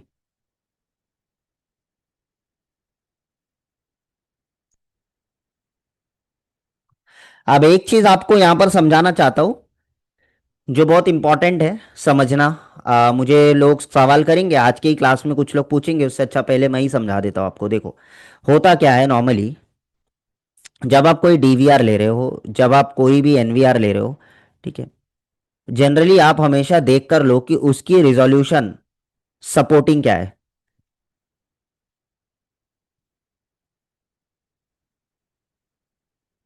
रिजोल्यूशन सपोर्टिंग क्या है, यानी कि कितने रिजोल्यूशन तक वो सपोर्ट करता है। तो फॉर एग्जांपल मैं आपको देता हूं, लेट से आपने कोई डीवीआर खरीदा और उसकी रिजोल्यूशन सपोर्टिंग है अप टू 5 MP, 5 मेगापिक्सल तक सपोर्ट करेगा। अब मैं जब कैमरे लगाऊंगा इस डीवीआर के अंदर, लेट से ये डीवीआर है आपका, हम्म, इसके अंदर जब मैं कैमरे लगाऊंगा तो याद रखिए, जितने भी आप कैमरे लगाओगे वो 5 के नीचे ही होने चाहिए। 5 के ऊपर सपोर्ट नहीं करेंगे, इनवैलिड वीडियो फॉर्मेट या कुछ ऐसे लिखकर आएगा। ठीक है, तो होगा क्या कि बिलो 5 MP होने चाहिए। 5 MP, यानी कि पहले आपको कंट्रोलर सिलेक्ट करना है। कंट्रोलर आपको एक तगड़ा रखना है और फिर उसके बाद में आपको कैमरा सिलेक्ट करना है, ये हमेशा ध्यान में रखो। लोग क्या करते हैं, 2 MP का कंट्रोलर ले लेते हैं और फिर सोचते हैं 5 मेगापिक्सल का कैमरा लगाएंगे। ये गलत है, सपोर्ट ही नहीं करेगा। 2 MP का डीवीआर ले लोगे, 5 MP का कैमरा लगाओगे, कैसे सपोर्ट करेगा। तो हमेशा पहले कंट्रोलर सिलेक्ट करना है, फिर उसके बाद में उसके नीचे जितना कैमरा लगाना चाहते हो लगा सकते हो, उसके नीचे रिजोल्यूशन पे ही लगेंगे। यानी कि मान के चलो एक 2 MP का है, एक आपका 1.3 मेगापिक्सल का है, एक हो सकता है आपका 2.4 का है, एक हो सकता है आपका 3 MP का है या 4 MP का है। तो मतलब उसके नीचे ही घूमना पड़ेगा आपको। एक 1 MP का हो सकता है कि नहीं, और कैमरे लगे होंगे तो एक 1 MP का हो सकता है। तो ये छोटे छोटे रिजोल्यूशन आप सारे चला सकते हो बिलो 5 MP के। इनफैक्ट 5 भी चला सकते हो, 5 MP। ठीक है, तो 5 MP का है तो 5 MP के हिसाब से आपको लेना है। अब इसमें एक, ये तो पहला केस था जो मैंने आपको बताया, this is the case number 1। ठीक है, अब दूसरे केस में आपको क्या ध्यान देना है, केस नंबर 2 में। केस नंबर 2 में आपको कुछ ऐसा ध्यान देना है कि लेट से आपने डीवीआर ले लिया, लेकिन डीवीआर के अंदर दो मोड होते हैं। एक होता है लाइव मोड, जैसे आप टीवी के ऊपर देख रहे हो तो लाइव प्रीव्यू होगा ना, प्रीव्यू। और दूसरा जो मोड होता है, जैसे आप हार्ड डिस्क में रिकॉर्डिंग स्टोर कर रहे हो, है ना, तो यहां पर रिकॉर्डिंग स्टोर हो रही है आपकी, डेटा स्टोर हो रहा है। तो जब आप प्लेबैक देखोगे, यहां पर डिस्प्ले के ऊपर प्लेबैक देखोगे, तब ये इसका कितना रिजोल्यूशन सपोर्ट करेगा, वो आपको देखना बहुत जरूरी है। यानी कि कई बार जब डीवीआर आप खरीदोगे ना, तो ये डीवीआर का लाइव व्यू का रिजोल्यूशन लिखा होगा कि भाई हमने जो कैमरा लगाना है, मतलब डीवीआर के अंदर जो भी कैमरा लगाओगे वो आप अप टू 2 MP लगा सकते हो। 2 MP मतलब 1920 × 1080, ये लाइव व्यू का है। मतलब लाइव व्यू में कोई दिक्कत नहीं है, 2 MP है तो 2 MP, 5 MP है तो 5 MP, मतलब लाइव व्यू के अंदर कोई दिक्कत नहीं है। लाइव व्यू के अंदर रियल जितना आपका सपोर्टेबल है, अप टू 2 MP सपोर्टेबल है, तो 2 MP पूरा लाइव व्यू में आप देख सकते हो। लेकिन दिक्कत कब आती है, जब आप रिकॉर्डिंग देखते हो, क्योंकि बहुत सारे डीवीआर में ना रिकॉर्डिंग का जो डेटा लिखा होता है वो कम लिखा होता है। जैसे एग्जांपल दे रहा हूं, उसमें मे भी लिखा रहेगा 960 × 1080, ऐसे लिखा हो सकता है। तो अब इसका मतलब क्या है कि मतलब आपका लाइव व्यू तो फुल एचडी हो रहा है, लेकिन जो आपकी रिकॉर्डिंग हो रही है वो आपके एचडी में हो रही है। यानी कि यहां पर रेजोल्यूशन क्या हो गई, ड्रॉप हो गई। समझ में आ रहा है ये क्यों करते हैं हम, ऐसा क्यों करते हैं ये लोग, ऐसा इसलिए करते हैं क्योंकि ज्यादा दिन की बैकअप मिले। लाइव में तो आपको 2 MP दिखेगा, लेकिन रिकॉर्डिंग में रिजोल्यूशन कम हो जाता है। और दूसरी रीजन ये है कि प्राइस कम हो जाती है डीवीआर की। तो इसीलिए हम क्या करते हैं, जब हम बेसिक मॉडल लेते हैं ना, जैसे कूपर सीरीज लेते हो, किसी ब्रांड में जाकर लाइट सीरीज लेते हो, अलग अलग कंपनी वाले जो बेसिक मॉडल बनाते हैं, जो एंट्री लेवल की प्रोडक्ट्स बनाते हैं, सिंगल लाइन प्रोडक्ट्स बनाते हैं, उनमें लोग ज्यादातर डीवीआर के अंदर ये झोल करते हैं। इनको ध्यान में रखो। उनमें लाइव व्यू पर तो आपका एग्जैक्ट रिजोल्यूशन सपोर्ट करेगा, 5 है तो 5, 4K है तो 4K, लेकिन रिकॉर्डिंग में उसमें आप देखोगे तो उसकी रिजोल्यूशन कम हो जाती है। यानी कि जैसे ही वो एनकोड करके सेव करेगा तो वो कम रिजोल्यूशन, कम बिट रेट पर रिकॉर्ड करेगा। ठीक है, तो यहां पर जो बिट रेट है इसका बिट रेट कम हो जाएगा, ये ध्यान में रखो। समझ रहे हो? तो ये केस नंबर 2 है, मैं रियल आपको समझाता हूँ, देखो। जब तक आपको रियल नहीं समझाऊंगा ना तो आपको लगेगा कि मैं कुछ भी बक रहा हूँ। ये देखो, मैं आपको ना यहाँ पर दहुआ इंडिया की वेबसाइट पे चले जाते, चलो।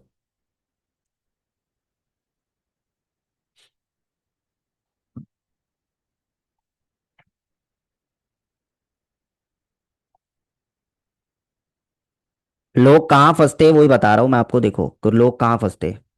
आज मेरा नेट सही चल नहीं रहा है, तो देखो यहाँ पर अगर आप देखोगे तो ये जो है हमारा डीवीआर डीवीआर डीवीआर डीवीआर कहाँ चला गया?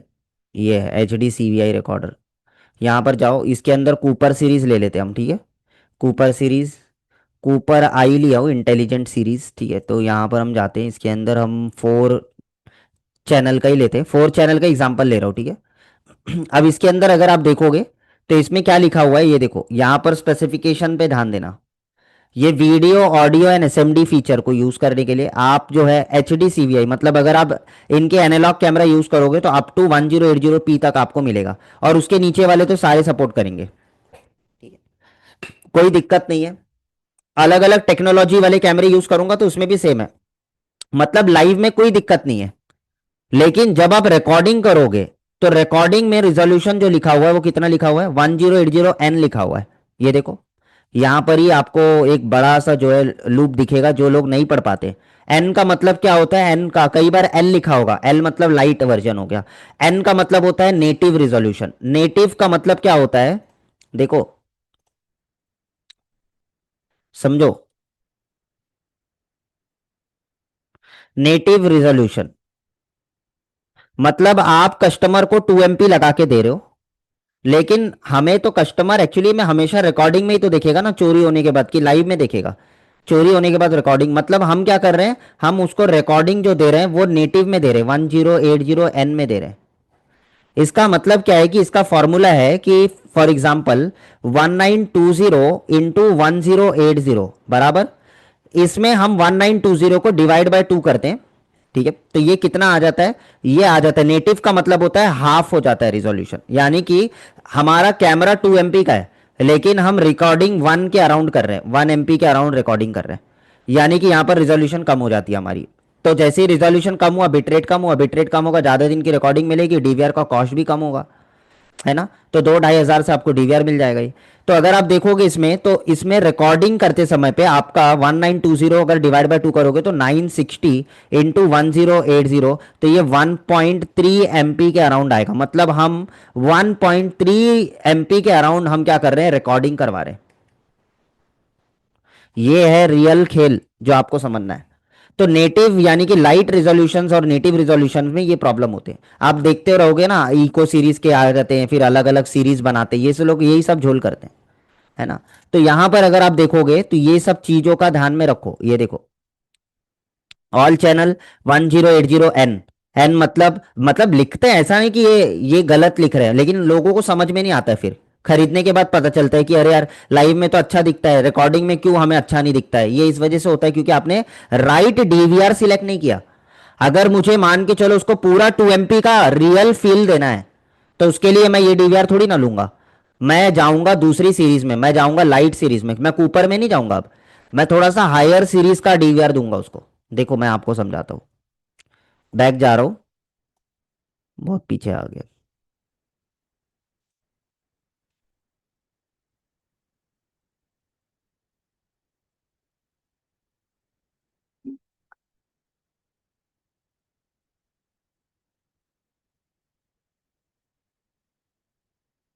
ये देखो, तो यहाँ पर कूपर सीरीज है, कूपर के बाद में देखोगे 1080n, ये भी नहीं लेना है। फिर यहाँ पर आप जाओ, देखो अभी ये 5 MP का डीवीआर लिया मैंने, 5 MP value series. Value series यानी कि ये सीरीज अगर मैं ले रहा हूं, यानी कि मैं थोड़ा सा हायर सीरीज में जा रहा हूं, जहां पर आपको वही 4 चैनल का डीवीआर थोड़ा महंगा मिलेगा, लेकिन इसमें आप उसको रिजल्ट अच्छा दे सकते हो। तो मैं थोड़ा सा दिखा रहा हूँ आपको, वेट करो, लोड हो रहा है, नेट का थोड़ा प्रॉब्लम है, पता नहीं क्या। हम्म 16 16 16 4 चैनल बराबर, ये 4 का ले रहे हैं हम।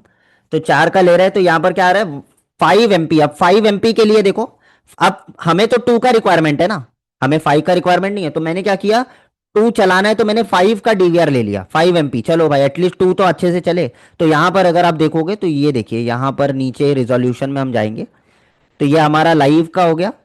नीचे हम रिकॉर्डिंग का जाएंगे, कहाँ चला गया, शायद इसी में। ये देखो एनकोडिंग कैपेसिटी, तो encoding capacity all channel 5 MP, 5 MN लिखा हुआ है। मतलब 5 MN का मतलब क्या होता है, 5 मेगापिक्सल में भी नेटिव चलेगा, ये याद रखो। अगर आप 5 का लगाओगे तो 5 के लिए सुटेबल नहीं है, पूरा 5 के लिए। मतलब लाइव में दिखेगा, लाइव में कोई दिक्कत नहीं है। ये देखो लाइव में कोई दिक्कत नहीं है जी। दिक्कत जो है वो है आपके रिकॉर्डिंग में, और हमारे लिए तो मेन तो रिकॉर्डिंग ही है ना। तो अगर आप यहां पर देखोगे 5 MN लिखा हुआ है, मतलब 5 MP में भी पूरा नहीं मिलेगा, 5 MP में नेटिव मिलेगा, यानी कि नियर अबाउट आपका वो 2.5 के अराउंड हो जाएगा आपका। ठीक है, 4 MP में भी पूरा नहीं, 2 के अराउंड आ जाएगा, मतलब 4 MP में भी पूरा सपोर्ट नहीं कर रहा है, नेटिव करेगा सपोर्ट। फिर इसी तरीके से 1080N लिखा हुआ है, 1080N का मतलब ये भी नेटिव, ऐसा नहीं होना चाहिए, इसमें भी नेटिव क्यों दिया 1080N, मतलब ये भी नेटिव। अच्छा ठीक है, हाँ मैं आगे पढ़ लिया, यहाँ पर लिखा है देखो ये पी है। तो अगर देखोगे तो 1080p मतलब पूरा 2 MP रिकॉर्ड करेगा, लेकिन वो भी मैक्सिमम कितना 15 FPS पे करेगा, मतलब यहाँ पर FPS कम मिलेगा आपको। ठीक है, अच्छा दूसरा चीज क्या है कि यहाँ पर आप देखोगे तो 1080N मतलब देखो, हायर है तो लोअर वाले तो सारे करेंगे ना, यानी कि एन तो उससे कम ही होता है ना। उसके बाद में 720p यानी कि 1 MP, फिर 1 MP के नीचे सारे। लेकिन 2 के लिए मेरे लिए सूटेबल है, देखो 1080p मतलब ये सूटेबल है मेरे लिए। 2 MP फुल एचडी चलेगा, फुल एचडी मतलब रिकॉर्डिंग में आपको फुल क्लियर दिखेगा आपको। ठीक है, तो ये राइट सिलेक्शन होता है। डीवीआर को कभी भी सिलेक्ट कर रहे हो ना तो सिर्फ लाइव में पढ़ के मत सिलेक्ट करो, बहुत लोग यही गलती करते हैं, लाइव में पढ़ लेते हैं फिर बोलते हैं अरे ये ले लो, फिर कस्टमर बाद में कंप्लेन करता है कि अरे यार ये कैसा दे दिया तुमने। तो ये नेटिव वाले से बचो, नेटिव वाले से बचना है और प्रॉपर वैल्यूएबल काम करना है। तो ऐसे कंपेयर करके ना आपके कस्टमर को समझाओगे ना, तो कस्टमर को पता चलेगा आपका रेट क्यों ज्यादा है, हमारा रेट क्यों कम है, क्योंकि ये सब चीजें होती है, समझ रहे हो। और जो कोई प्रॉपर देखो, आज जमाना ना प्राइस ओरिएंटेड नहीं है, आज जमाना जो है ना वो सोल्यूशन ओरिएंटेड है। प्राइस ओरिएंटेड काम करोगे ना कि अरे यार सामने वाले ने व्यक्ति ने 16,000 का दिया, चलो मैं 14 का दे देता हूँ। ठीक है, हम सामने वाले ने 13 का दिया तो चलो मैं जो है मैं 12 का दे दूं। ठीक है, इस तरीके से ना आप सोचोगे कि चलो सामने वाला इतने का दे रहा है तो मैं इतने, ये प्राइस से फाइट कभी खत्म नहीं होगा आपका। सोल्यूशन ओरिएंटेड बनना है, मतलब सामने वाले को समझाना है कि आप क्या सोल्यूशन दे रहे हो, आप प्रॉब्लम कैसे सॉल्व कर रहे हो सामने वाले का। ठीक है, रियल प्रॉब्लम क्या है उसको थोड़ा एजुकेट करना है, जब आप एजुकेट करोगे ना ही विल पे। ठीक है, यही रेफरेंस होता है एक अच्छे सेल्समैन के अंदर, समझ लो। ठीक है, तो you have to educate the customer. और कई बार एजुकेट में ना समझे और फिर भी वो प्राइस को लेके बात करे तो वही उठा के दे दो जो सामने वाला दे रहा है, क्या दिक्कत है फिर, है ना। तो जो काम वो कर रहा है वो तो हम भी कर सकते हैं ना, उसमें क्या है, फिर हमारे और उसमें डिफरेंस क्या बचेगा। तो प्राइस से फाइट करोगे तो कभी खेल खत्म नहीं होगा। ठीक है, मैं फ्री कर दूंगा चलो, तो क्या आप फ्री में बांटोगे, तो सामने वाला फ्री में बेच रहा है तो क्या मैं भी फ्री में बांटने लग जाऊंगा या बेचने लग जाऊंगा, नहीं ऐसे नहीं होता है काम, समझ में आ।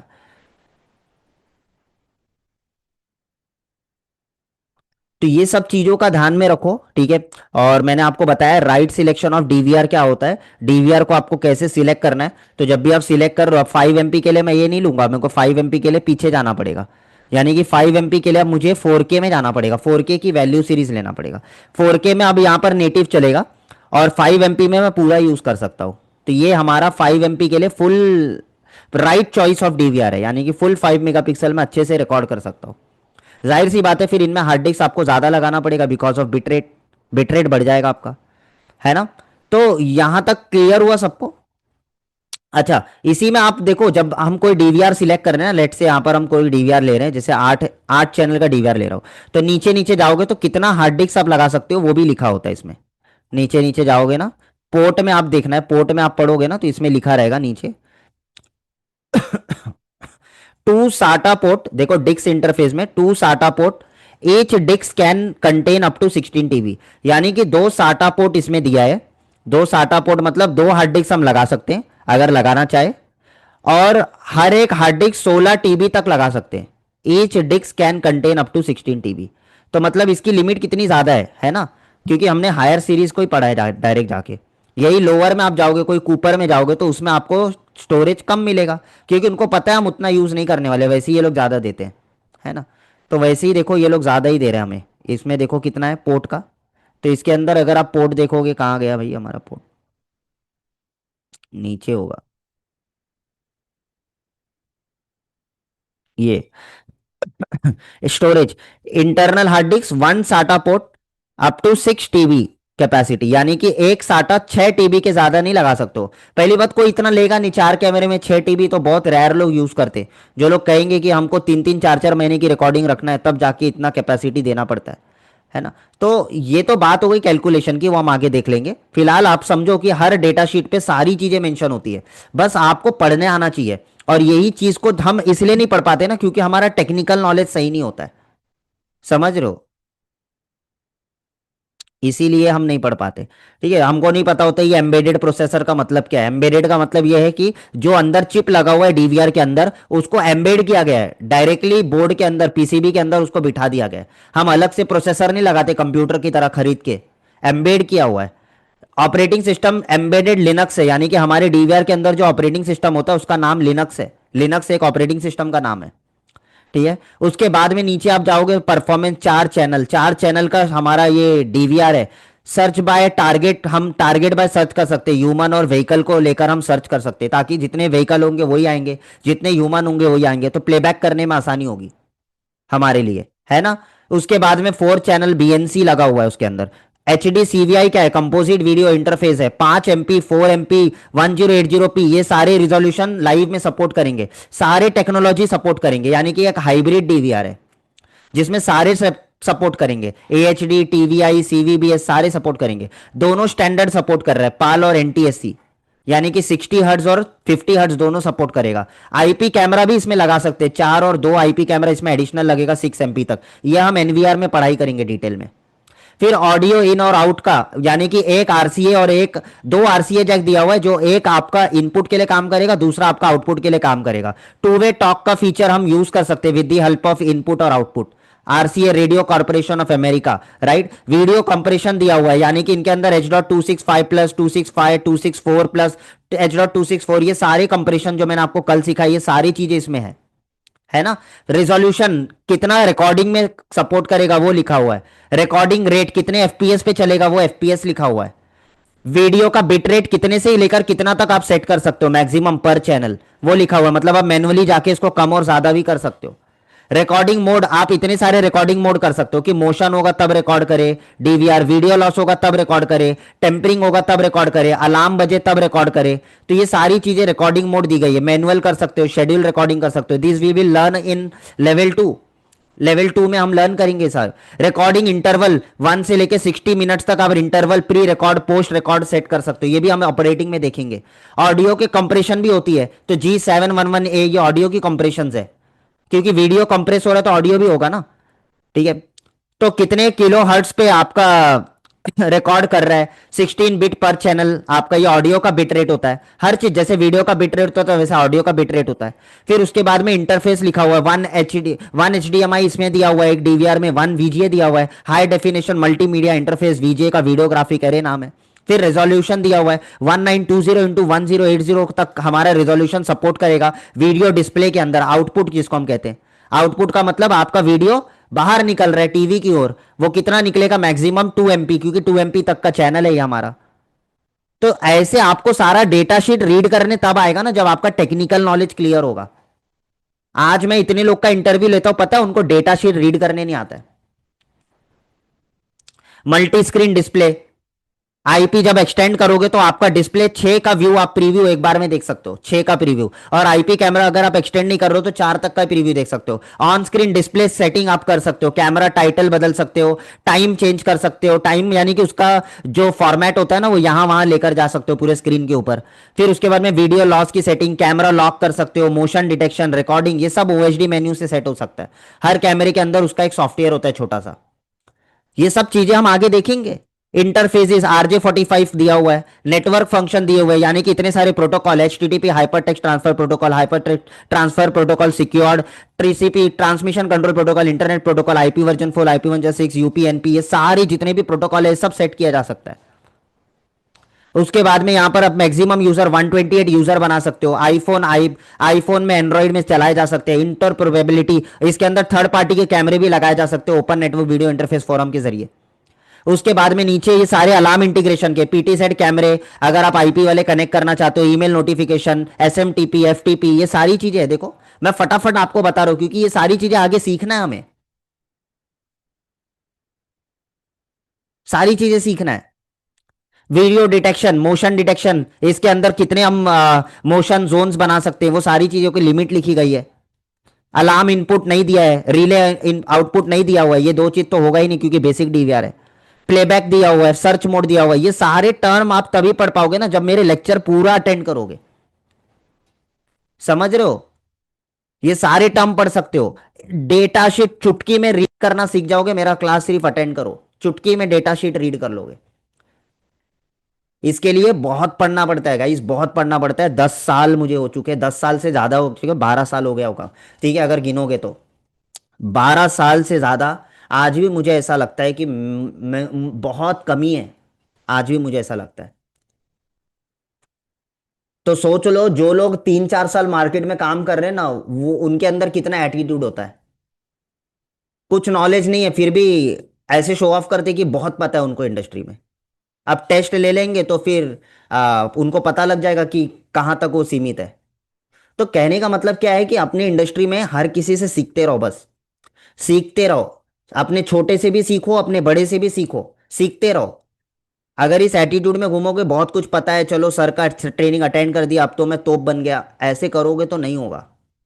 ठीक है, हर एक लोगों से सीखो और अपने नॉलेज को एनहांस करो। ठीक है, लॉन्ग लाइफ लर्नर बनो, LLL। ठीक है, लिखो चैट में LLL, I will be long life learner. ठीक है, LLL 3 बार लिखो सब लोग। क्लियर हुआ जी? समझ में आ रहा है? तो मैं ऐसे प्रो बनाऊंगा, डोंट वरी, आप ऐसे प्रो बनोगे ना इस इंडस्ट्री के अंदर कि बहुत कुछ पता चल जाएगा। 12 साल का तजुर्बा दे रहा हूं आपको। अभी तो शुरुआत है, अभी तो शुरू हुआ है, 2 वीक हुआ है हमारे क्लास को, इतना कुछ आप जान चुके हो। कितने लोगों को लग रहा है ये लाइव लेक्चर आप लोगों के लिए बहुत वैल्यूएबल है? रियली ये फीडबैक मेरे लिए बहुत मैटर करेगा। कितने लोगों को लग रहा है कि बहुत वैल्यूएबल है, बहुत कुछ नया सीखने को मिल रहा है और ये टाइम पूरा यूटिलाइज हो रहा है? ऐसे तो नहीं कि आप खाली आते हो टाइम पास होता है, नहीं ना, टाइम यूटिलाइज हो रहा है आप लोग को। कितने लोग को लगता है? यस लिखो, मी लिखो, मी लिख के बताइए।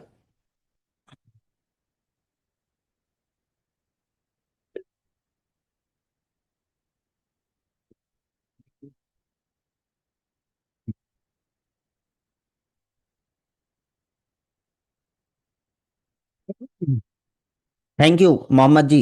Best learning, it's unique, yes it's very much, it's very knowledgeable. Thank you Bhavesh ji, Shiv Kumar ji, for your great feedback. Sir बहुत अच्छा, thank you so much. Digital CCTV करके हम, ऑल राइट।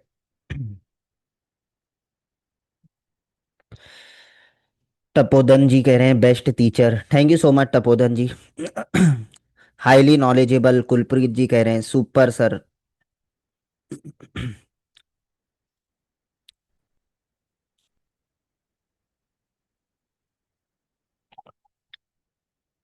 फंटास्टिक, चलिए thank you so much, thank you so much.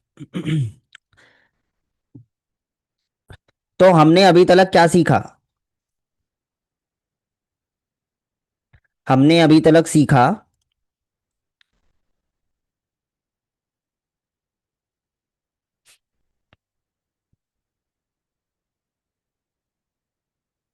Bit क्या होता है, right, last lecture में bit rate क्या होता है, कंप्रेशन क्या होता है, FPS क्या होता है, रिजोल्यूशन क्या होता है, सारे टर्म क्लियर हो गए।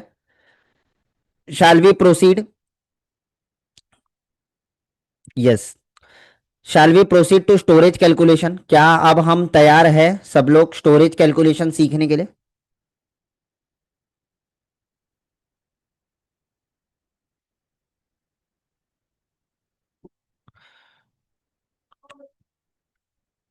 तो अगर हमें स्टोरेज कैलकुलेट करना है तो इसके लिए सबसे पहले मैं आपको रिकमेंड करूंगा एक कैलकुलेटर आप यूज करें, क्योंकि मैन्युअली अब कोई नहीं करता है। मैन्युअली सबको मल्टीप्लाई करना फिर डिवाइड करना स्टोरेज के, ये सब कोई करता नहीं अब। अब कंपनी वाले लोगों ने कैलकुलेटर बना दिया है और वही यूज करो, क्योंकि हम प्रैक्टिकल बातें करेंगे, ठीक है। मान के चलो हमारे पास में चार कैमरा है, चार कैमरा है। ये कैमरा हमारा एनालॉग कैमरा है या आईपी कैमरा है, इससे कोई लेना देना नहीं है, क्योंकि जो कैलकुलेशन होती है वो कैलकुलेशन हमारे रिजोल्यूशन के बेस पे होगी।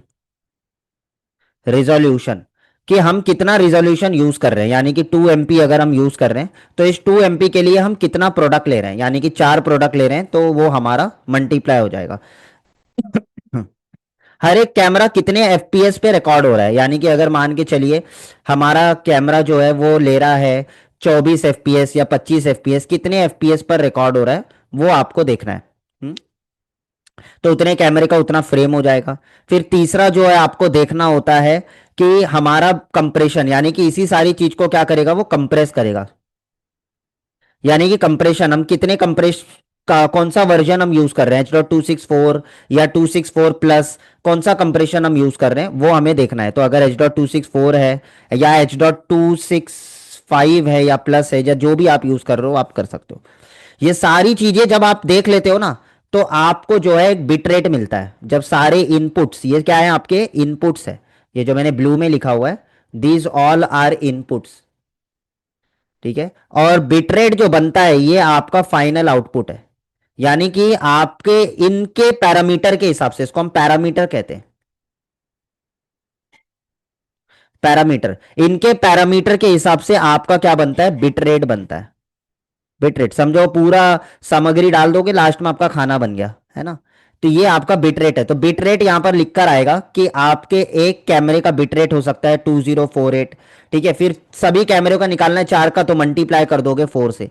तो इस तरीके का आपका एक बिट रेट निकल कर आएगा, और वो बिट रेट से हमें पता चलता है कि number of days of recording कितना मिलेगा, ठीक है। यानी कि हम ये निकाल सकते हैं। अब रिकॉर्डिंग निकालने के लिए दो खेल है, यानी कि दो केस है। सबसे पहले तो सामने वाला आपको स्टोरेज बता देगा कि हमारे पास में भाई 1 TB है, हमारे पास में 1 TB का हार्ड डिस्क है, 1 TB हार्ड डिस्क हमारे पास में है।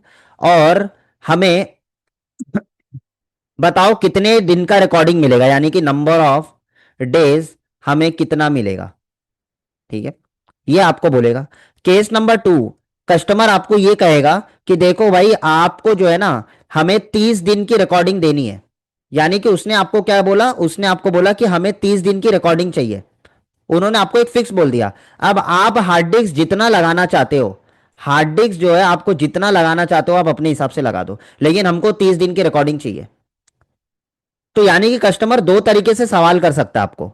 आपने स्टोरेज फिक्स कर दिया, नंबर ऑफ डेज कितना मिलेगा ये आप निकाल सकते हो कि चलो स्टोरेज फिक्स हो गया तो इतने दिन का रिकॉर्डिंग मिले। लेकिन कई बार कस्टमर ये बोलता है कि हमको 30 दिन की ही चाहिए, आप बताओ कितना स्टोरेज लेना चाहिए।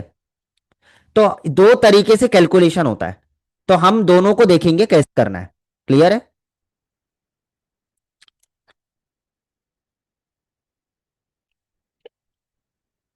आई am in this field from last 20 years but taking best knowledge from you. Thank you Mohammed Rashid ji, thank you so much. ठीक है।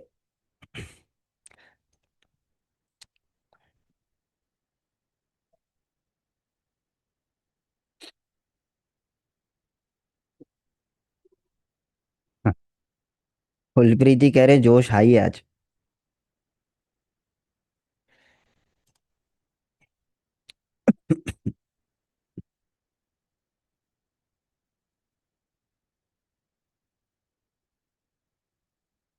अभी हमें गूगल पर जाना है, ठीक है। गूगल पर जाएंगे, एक सेकेंड दो।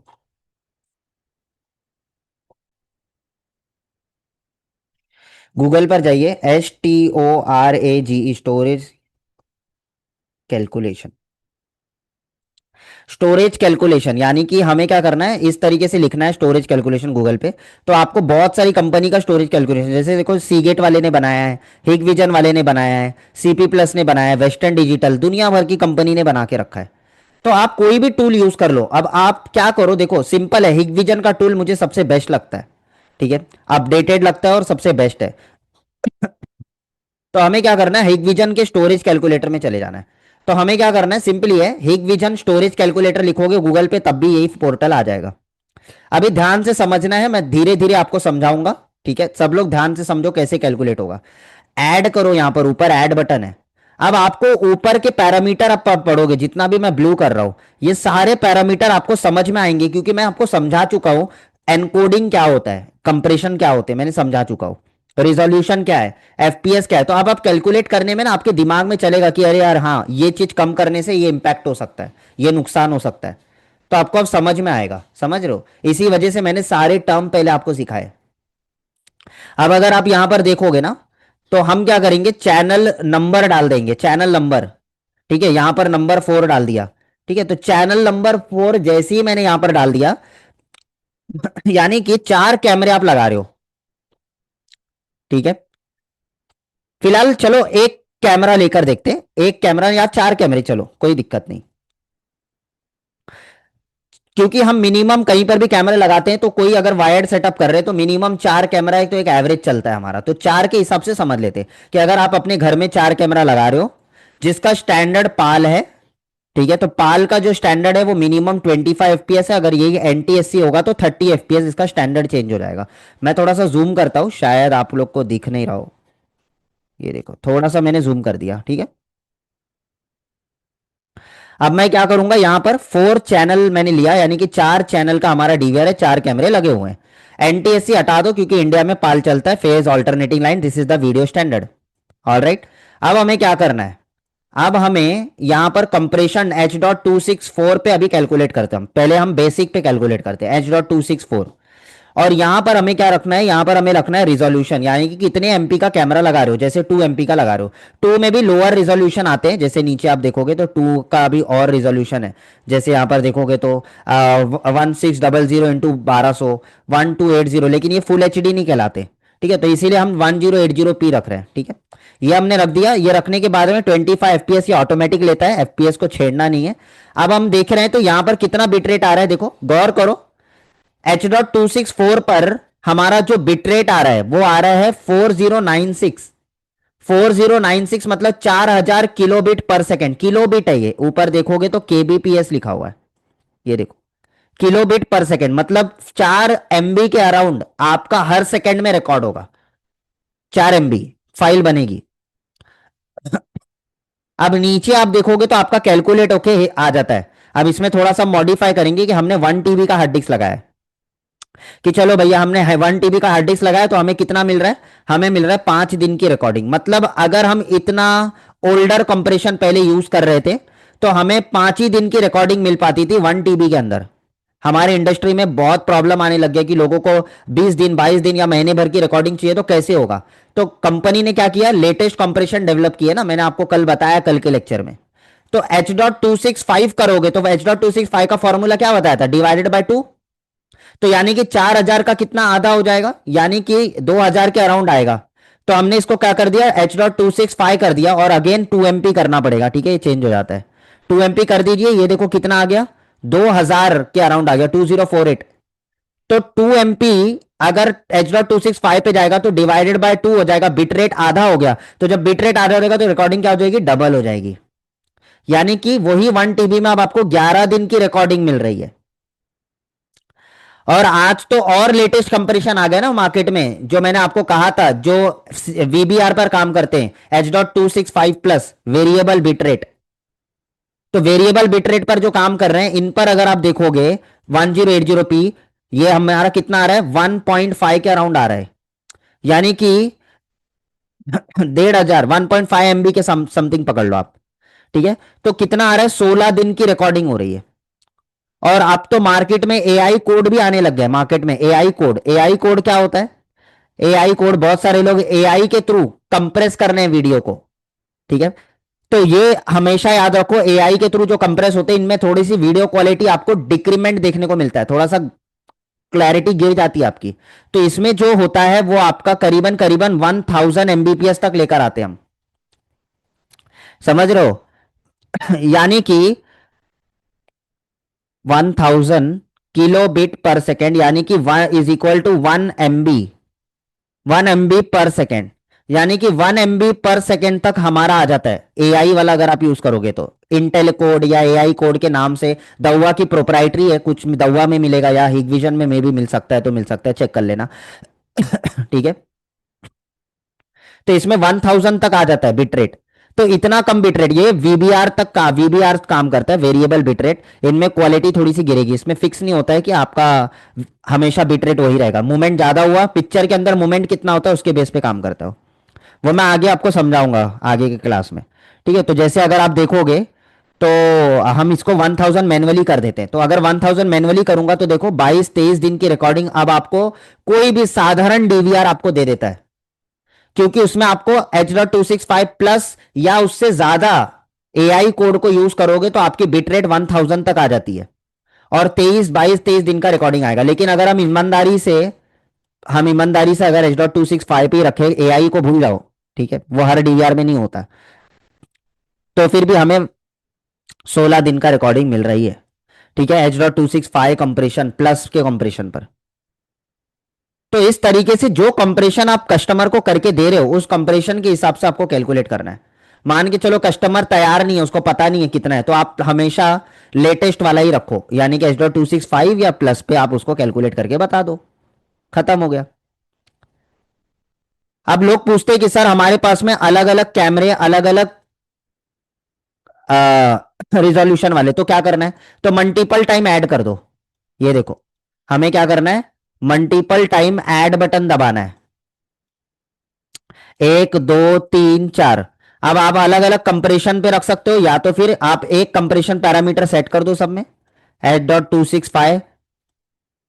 और फिर उसके बाद में आप क्या करोगे, कोई मान के चलो कोई बोलता है नहीं सर हमारा 1 MP का एक कैमरा है, एक कैमरा हमारा 5 MP का लगा हुआ है, एक कैमरा हमारा जो लगा हुआ है वो 2 MP का लगा हुआ है, और एक कैमरा हमारा अगेन लेट्स से 5 MP का लगा हुआ है। ठीक है, तो अब मुझे बताओ कितने दिन का मिलेगा, तब भी बता सकते हो। तो कुछ नहीं करना है, अलग अलग पैरामीटर सेट कर देना है, और सेट करने के बाद नीचे जाना है, टीबी डाल देना है, और नीचे 7 दिन की आ रही है। अगर कोई बोलेगा नहीं हमको ज्यादा चाहिए, तो सर टीबी बढ़ा लो, 2 TB कर लो, 2 TB में 15 दिन की मिलेगी H.265 कंप्रेशन पे।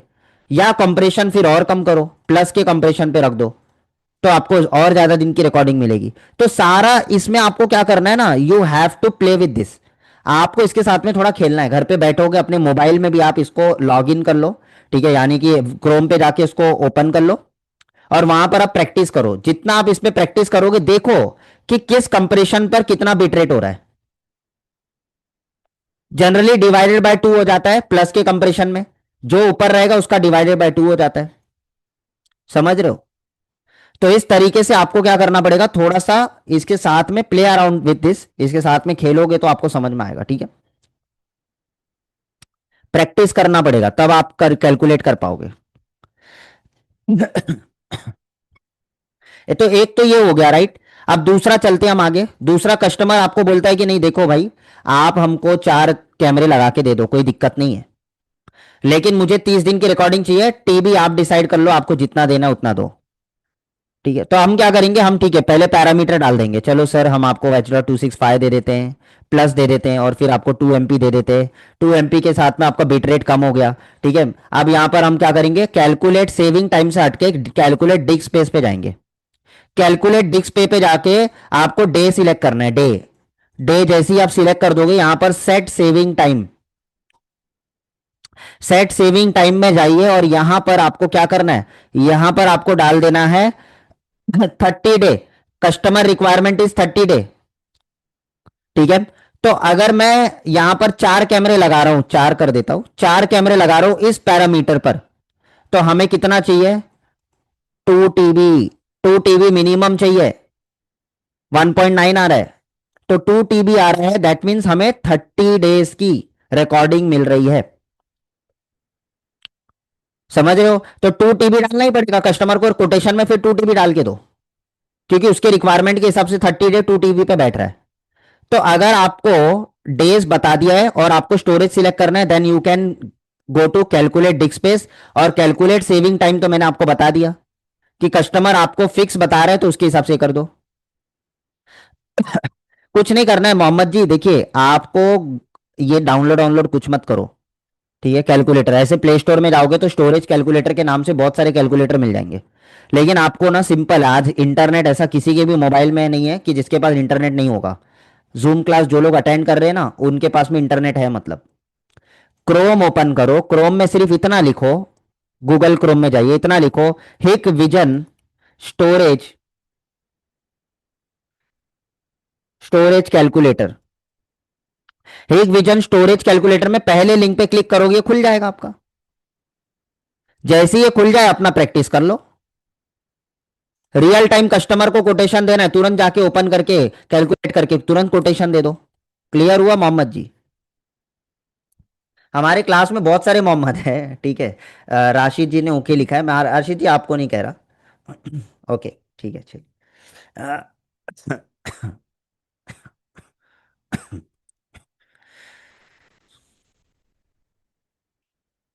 गोवसे, ओके, मोहम्मद गोवसे। ठीक है, चलो यहां तक सबको क्लियर हुआ तो जस्ट सुपर क्लियर लिखकर बताओ मुझे, ठीक है। आई होप आप लोगों को ये समझ में आया। बहुत दिन से आप लोग को क्वेरी था कि सर हाउ टू कैलकुलेट, कैसे बताएंगे, क्या करेंगे। लेकिन मैं चाहता तो ये टॉपिक को देखो, अदर इंस्टीट्यूशन क्या करती है, जो अदर फैकल्टीज है, मैंने लोगों को लेक्चर लेते हुए देखा है, मैं खुद अटेंड किया हूँ, है ना, लोगों के ट्रेनिंग्स मैंने खुद देखा है। ये देखता हूँ कि लोग कैसे पढ़ा रहे हैं आज इंडस्ट्री में, कितना हमारा एजुकेशन सिस्टम ब्रोकन है, मैं रिसर्च करते रहता हूँ। लोग क्या करते हैं पता है, डायरेक्ट स्टोरेज कैलकुलेटर ऑन करेंगे और सीधा डाल देंगे कंप्रेशन, बोलेंगे ये कंप्रेशन रखना है, ये आपको ये रखना है, रिजोल्यूशन रखना है, ठीक है, ये रिजोल्यूशन रखना है और ऐसे ऐसे करके ऐसे ऐसे करना है। लेकिन ये लोग डायरेक्ट बताते हैं, डायरेक्ट जाएंगे और उनका 15 मिनट में स्टोरेज कैलकुलेटर का टॉपिक हो जाता है, फिर दूसरे टॉपिक पे बढ़ जाते हैं। हमने स्टोरेज कैलकुलेटर को सीखने के लिए कम से कम 2 क्लास लिया, 4 घंटे का क्लास लिया मैंने, 4 आवर्स। ये मैटर करता है, क्योंकि आपको जब तक टर्म क्लियर नहीं है ना, तो आपको पता नहीं चलेगा कि किसको कम करना चाहिए और किसको कम नहीं करना चाहिए। अब आपको पता है कि कंप्रेशन क्या होता है, उसको कम करने से क्या इंपैक्ट हो सकता है, रिजोल्यूशन को कम करने से क्या इंपैक्ट हो सकता है, क्या फायदा और क्या नुकसान, सब पता है आपको। तो this is the real knowledge, ठीक है, जो मैं आपको देने की कोशिश कर रहा हूं, ठीक है। मार्केट में बहुत तरीके से लोग ट्रेनिंग देते हैं, वो सही नहीं है, समझ रहे हो। मैं, मेरा टाइम जाता है लेकिन मैं हमेशा ये मेथड फॉलो करता हूँ, ठीक है। कुलप्रीत जी कह रहे हैं ऊपर से भी ऊपर, thank you Kulpreet ji. All right, thank you so much everyone for attending till the end. Bye bye, take care, see you in my next event, bye bye.